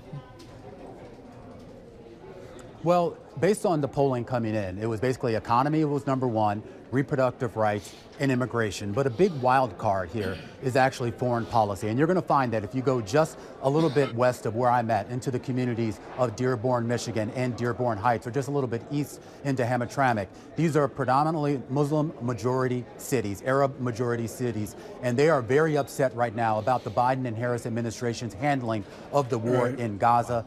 Most of the discussions I've had with them is that they do plan to make a protest vote, and that protest vote is not necessarily going to go to Trump, but to a third-party candidate, Jill Stein, who amongst the Arab and Muslim American population is polling at 40%. Romaine, you more than anyone at Bloomberg carries the water of corporate earnings. On the close, you're doing this earnings season. It's the meat and potatoes of what you do. With all your interviews, with all your perspective on corporations in America, who do CEOs want to win? Well, that's a tough question, Tom. I will say this. Most of the CEOs and most of the executives we talk to, I think what they really want is to have someone who's going to have stewardship of this economy and is going to do it in a predictable way. Where I'm at here, I mean, obviously, this is still a huge manufacturing state. I think it ranks something like 6th in the nation overall. Excuse me, I take that back, 3rd in the nation overall. Only Indiana and Louisiana, I think, have a larger manufacturing base. It's also a huge union state as well, ranking 6th in the nation in terms of private employer union membership here. And so they are voting a lot here on economic issues, not just on manufacturing jobs, but really on job training, on education, to kind of prepare this state, and particularly Detroit and Wayne County, for a future there's probably going to be a little less dependent on manufacturing, and a lot of the voters want to know where they're going to fit into that process. Romaine, just give us the logistics of voting in Detroit and in the greater state of Michigan. When do polls close this evening?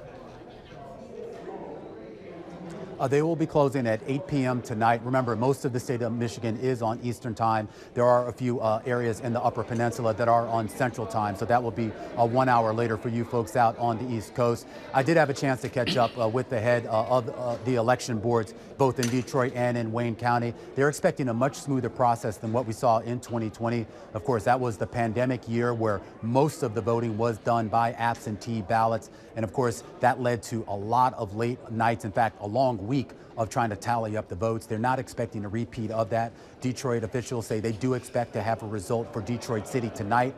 Wayne County officials are expecting to have a result to announce at some point early or in midday on Wednesday. And the full state of Michigan is also anticipating that they should have a result to share with the public by Wednesday or Thursday at the latest. Romaine, Michael Barr wants to know, at Harry's Bar and Grill, are you going with the Detroit Greek healthy salad? Or are you going with the smokestack burger, spicy burger sauce, cherry wood, smoked bacon, smoked Gouda, lettuce, and they throw a tomato on to be healthy? Which are you going with for lunch, Romaine? Well,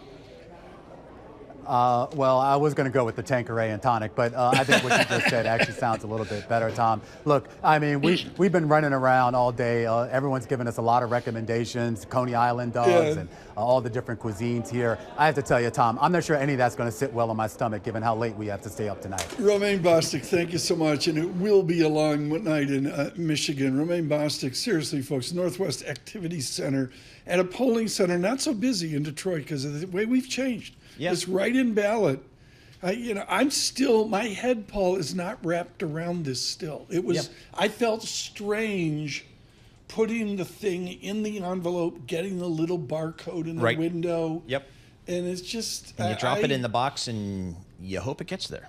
And the kids are like, yeah, whatever. Yeah, exactly. But we all learned, I guess, back in 2020 that it can be done. Romaine Bostic there, and David Gura is in Philadelphia. Tyler Kendall, I believe, down in Florida as well, West Palm Beach, with maybe what we'll hear from Mr. Trump at some point tonight. And the vice president, it will be at Howard University. Okay, in Washington.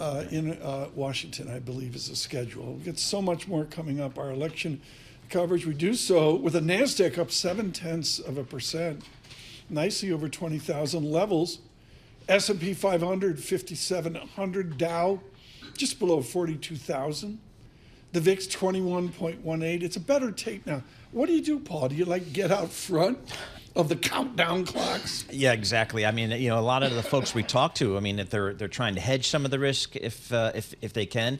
But I think a lot of folks we talk to, they're just looking past this thing and focusing back on the fundamentals. Where's the Fed going to be? Where are corporate earnings going to be? Can you see it? Could you get me 100,000 shares of Apple? I know which way the Aleutian Islands are going. Right.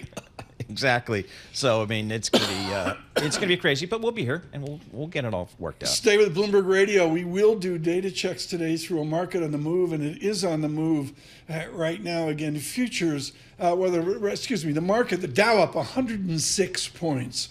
With our news in New York City, Michael Barr. Thank you very much, Tom, Paul, Lisa. In the small town of Dixville Notch, New Hampshire, and town in quotes, the 6 votes cast overnight show a 3-3 tie between Vice President Kamala Harris and former President Donald Trump. Pennsylvania is critical in this race. Yesterday, Harris and Trump held competing rallies in the battleground state. Our people-powered movement reflects a simple and undeniable truth that we are all in this together. I do believe it is too big to rig. I think it's too big to rig. They'll try. And they are trying, though.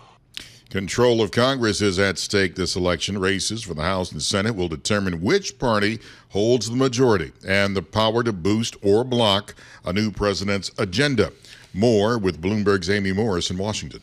Democrats' chances are better in the House than in the Senate.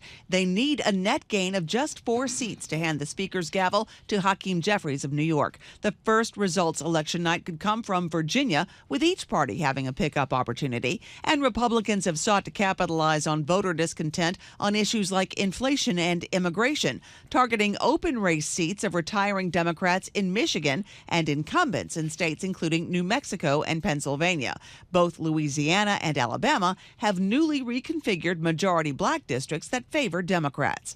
In Washington, Amy Morris, Bloomberg Radio. Meanwhile, Florida, Arizona, and 7 other states are asking voters whether they want to enshrine a right to abortion in their state constitutions. And finally, the co-founder of the world's largest home improvement retailer has died. Bernard Marcus co-founded Home Depot along with Arthur Blank and Kenneth Langone in 1978. The company announced Marcus's death on its website, calling him a master merchant and a genius with customer service. Bernard Marcus was 95. Global news 24 hours a day and whenever you want it with Bloomberg News Now. I'm Michael Barr. This is Bloomberg. Tom, Paul, Lisa. Home Depot, from the beginning, 1981 is where Bloomberg data goes to per year, Paul. 25.75%. Wow. Per year. Yep. How about that? Dividends reinvested and all that. What a triumph for those. Maybe we'll get Ken Langone on here in the coming days if we can. I got to go back to Detroit. We just had important reporting Bostic. Yep. To end up at Harry's Bar and Grill. Nice. Joining us now on the cuisine of Detroit. I mean, you look at the smokestack burger at Harry's, I'm sorry, Michael Barr. I mean, that's a place to attend to watch the Lions win this weekend. I like the way you ended that sentence. Yeah, Harry's, I get a lot of great 30-year eateries institution. There. Yeah. Yeah, if I remember the Harry's, it used to be the old Harry's. Yeah. And it moved, and so now they moved to the new location. They fancied it up. Yeah. So. Good food. Michael Barr with our Detroit coverage there. No doubt advising Romaine Bostic. Joe Matthews said to me last night, where should I eat? I sent him over to Loy, Greek restaurant, 58th Street. I said, go see Maria over at Loy. I haven't talked to Joe yet. I haven't had a Joe Matthews sighting. Speaking of that, our election coverage, Kaylee Lines, Joe Matthews at 5 p.m. Really important conversations to 7 p.m. And then Jonathan Farrow and Anne-Marie Horton join to take you through the evening. From New York City, Bloomberg's surveillance.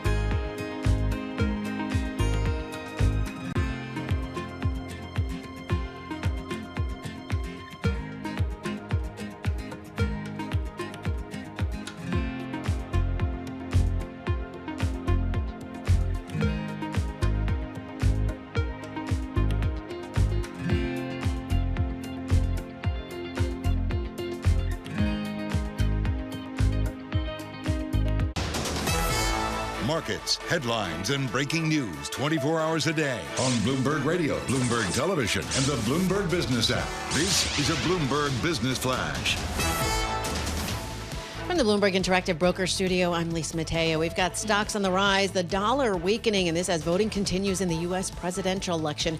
Shares of Trump Media and Technology, they are up about 14%. We have the NASDAQ up 0.6%, 114 points. We have the Dow up 0.2%, 88 points. The S&P 500 up 0.4%, or 25 points. I want to take a little deeper look as we look at the IMAP feature of your terminal right now. The biggest boost coming from consumer discretionary right now. We switch to that and we see automobiles, components, and then a little bit further we see automobiles, automobile manufacturers, and at the top we have Tesla. Its shares up more than 3.5%, followed by General Motors shares up more than 1%.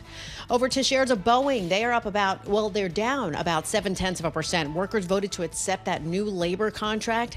And Aramco reported third quarter net income missed while maintaining its dividend. And finally, sources say Chevron weighing a sale of its gas stations in Hong Kong. It could seek a valuation of about $400 million for the assets. That is your Bloomberg Business Flash. Paul and Tom. Lisa, thanks so much. And thank you so much, Lisa, for keeping the markets front and center for us here as we go all election all the time. Lisa Mateo with us tomorrow with the market reaction. We'll be there 7 a.m. Don't forget Nathan Hager and Karen Moscow. Earlier in the morning. You know, I said we need someone in Washington out of central casting. Yep. Who just looks the part. You know, with our election coverage, we're going to get to Zach Cohen in a minute. Here yesterday, someone with decades of experience, Bob Woodward. He is a danger to the United States. Who's Donald Trump's national security advisor? His mouth. He will say whatever he wants, whatever springs in. That is the danger we face. Bob Woodward yesterday, and thanks for the huge response to our conversation with Mr. Woodward, Trump supporters, to be blunt, upset, Harris supporters taking notes. Bob Woodward, the book is out, War. Zach Cohen joins us now on the war in Congress and in the Senate as well. And, you get a grizzled pro like Zach Cohen, and you don't, guess. You say, which one matters? For Zach Cohen, he's watching Wisconsin. What is the desperation of Tammy Baldwin? Gura spoke to her a few days ago. Zach Cohen, what is the desperation of Baldwin in Wisconsin this morning? It seems to be Senator Tammy Baldwin, the Democrat from Wisconsin, one of the most vulnerable incumbents up for re-election, up there with Jon Tester of Montana and Sherrod Brown of Ohio, the chairman of the Banking Committee. But Wisconsin is a true toss-up race, really on a knife's edge, both at the presidential and at the Senate level, and there's a competitive House race there as well. Baldwin is up for re-election in probably her tightest race of her career against Eric Hovde, who's chairman and CEO of SunWest Bank based in Utah, formerly of California. Right. And he has spent over $20 million of his own money on this race and has really made it competitive. Okay, but is this Green Bay and the Rust Belt? Is it, the cherubs at Madison? Hopefully they're going to show up for Baldwin. Or is it those suburbs, the WOW district, the WOW counties of Milwaukee? I spent some time actually with Eric Hovde in those WOW counties and Waukesha County specifically, and so certainly that's been a major focus of his campaign as well as Baldwin's. The key for any Democrat statewide in Wisconsin is to juice your turnout in places like Milwaukee, in Madison, Dane County, the state capital, and trying to keep your margins down in more rural places. That's where I actually met up with Baldwin when I was on the campaign trail a couple of weeks ago. She was in Eau Claire in the far western part of the state, practically in Minnesota. And she has a history of being able to, maybe not win those more rural counties, but certainly win enough votes there to offset any potential Republican gains that would normally carry a statewide Republican. And so that's going to be one state to watch for sure, especially in that western part of the state, the most politically competitive part. So, Zach, what's the most recent consensus, if there is any, on how the House will go and how the Senate will go? The Senate is probably what we'll know first. The House is going to take a little longer to call, and I'll get to that in a second. As I mentioned, Montana, Ohio, West Virginia, all Republican-leading states where Democrats are defending seats. West Virginia is basically gone at this point, with Joe Manchin retiring and Jim Justice likely to replace him in that West Virginia seat. And that leaves the Senate at 50-50. And then Democrats are defending a lot of really competitive races in places like Montana and Ohio that Trump is expected to carry very handily tonight. And so that's going to make it very difficult for Senate Majority Leader Chuck Schumer, the Democrat from New York to hold on to his very narrow majority. That being said, over on the House side, Republicans are defending some really tough seats in places like New York, in the Hudson Valley, or on Long Island, as well as in California. And it's in California where we could be waiting for a couple of days, if not weeks, for results in some of those Orange County races that could end up determining whether Speaker Mike Johnson gets to hold on to his gavel. So is it simply because it's so evenly split? Why are these delays, which I guess we've become a little bit used to by now, why are they so pronounced here? I always remember that in 2016, Trump was declared the winner over Hillary Clinton before the sun came up on Wednesday morning after Election Day. Fast forward to 2020, it took 4 days for the Associated Press to call Joe Biden's victory over Donald Trump that ushered him out of office. I don't expect it would take another 4 days this time around, just because mail-in balloting, which it does take longer to count, isn't going to be quite as pronounced as it was in 2020 when we were in the middle of a pandemic. But certainly mail-in balloting has become much more popular, and because mail-in ballots are harder to count, they take longer, it's a more arduous process. It does take time, especially in places like California, to count all those up and make sure you get the proper results. Zach, I think this bears repeating. I mentioned it earlier, folks, long ago and far away in the 7 o'clock hour. I was weaned that 1960 was the mother of all close elections. The delta on Kennedy-Humphrey was 118,000. Trump winning, the delta was 78,000. Biden winning, the delta was 43,000. Do you predict, Zach, do you guess, Zach, that we'll see that same swing state differential so narrow as we saw in the last election? Certainly the Bloomberg News Morning Console polling at this point has shown basically a tied race in all of the 7 swing states, in places like Pennsylvania and Wisconsin, which are going to take longer to count their votes than places like Florida, for instance. And so we'll certainly know the result very quickly if it's a blowout. But we're in this era of politics where voters are so polarized that it's going to be hard for any party to win a sort of durable, nationwide routes that we've seen in past elections. And the same goes for Congress, which is basically being decided by a couple of dozen races. So you're at the Capitol Grill tonight, Zach. You're having your first beverage at 7 p.m. Georgia's closing. On the East Coast, which race will Zach Cohen focus on? I'll be really curious to see what happens in Virginia. There's a race there between for Jen Kiggins, is the Republican running for re-election there against a fellow Navy veteran. And that's a real swing district. That's one that actually went to Republicans in 2022. I believe it's a Biden district and one he would have carried under those current lines in 2020. And because Virginia closes its polls so early, I believe in the 7 o'clock hour, that could be a bellwether for how the rest of the night goes. Zach, wonderful. Thank you so much. Look forward to speaking to you, say, within the next 72 hours. Really driving granularity for us at Bloomberg Government. Paul, this market, NASDAQ up 0.9%. Yeah. Paul, what is the market saying? Exactly. I think the market, we kind of a little bit of a move higher here. The futures were mixed, Tom, as we've been reporting all morning, but we've got the S&P Look at up Big Dog up $3,000. Exactly, up 4.4% at $70,000 per token. Matt Miller's a happy camper. What does it mean?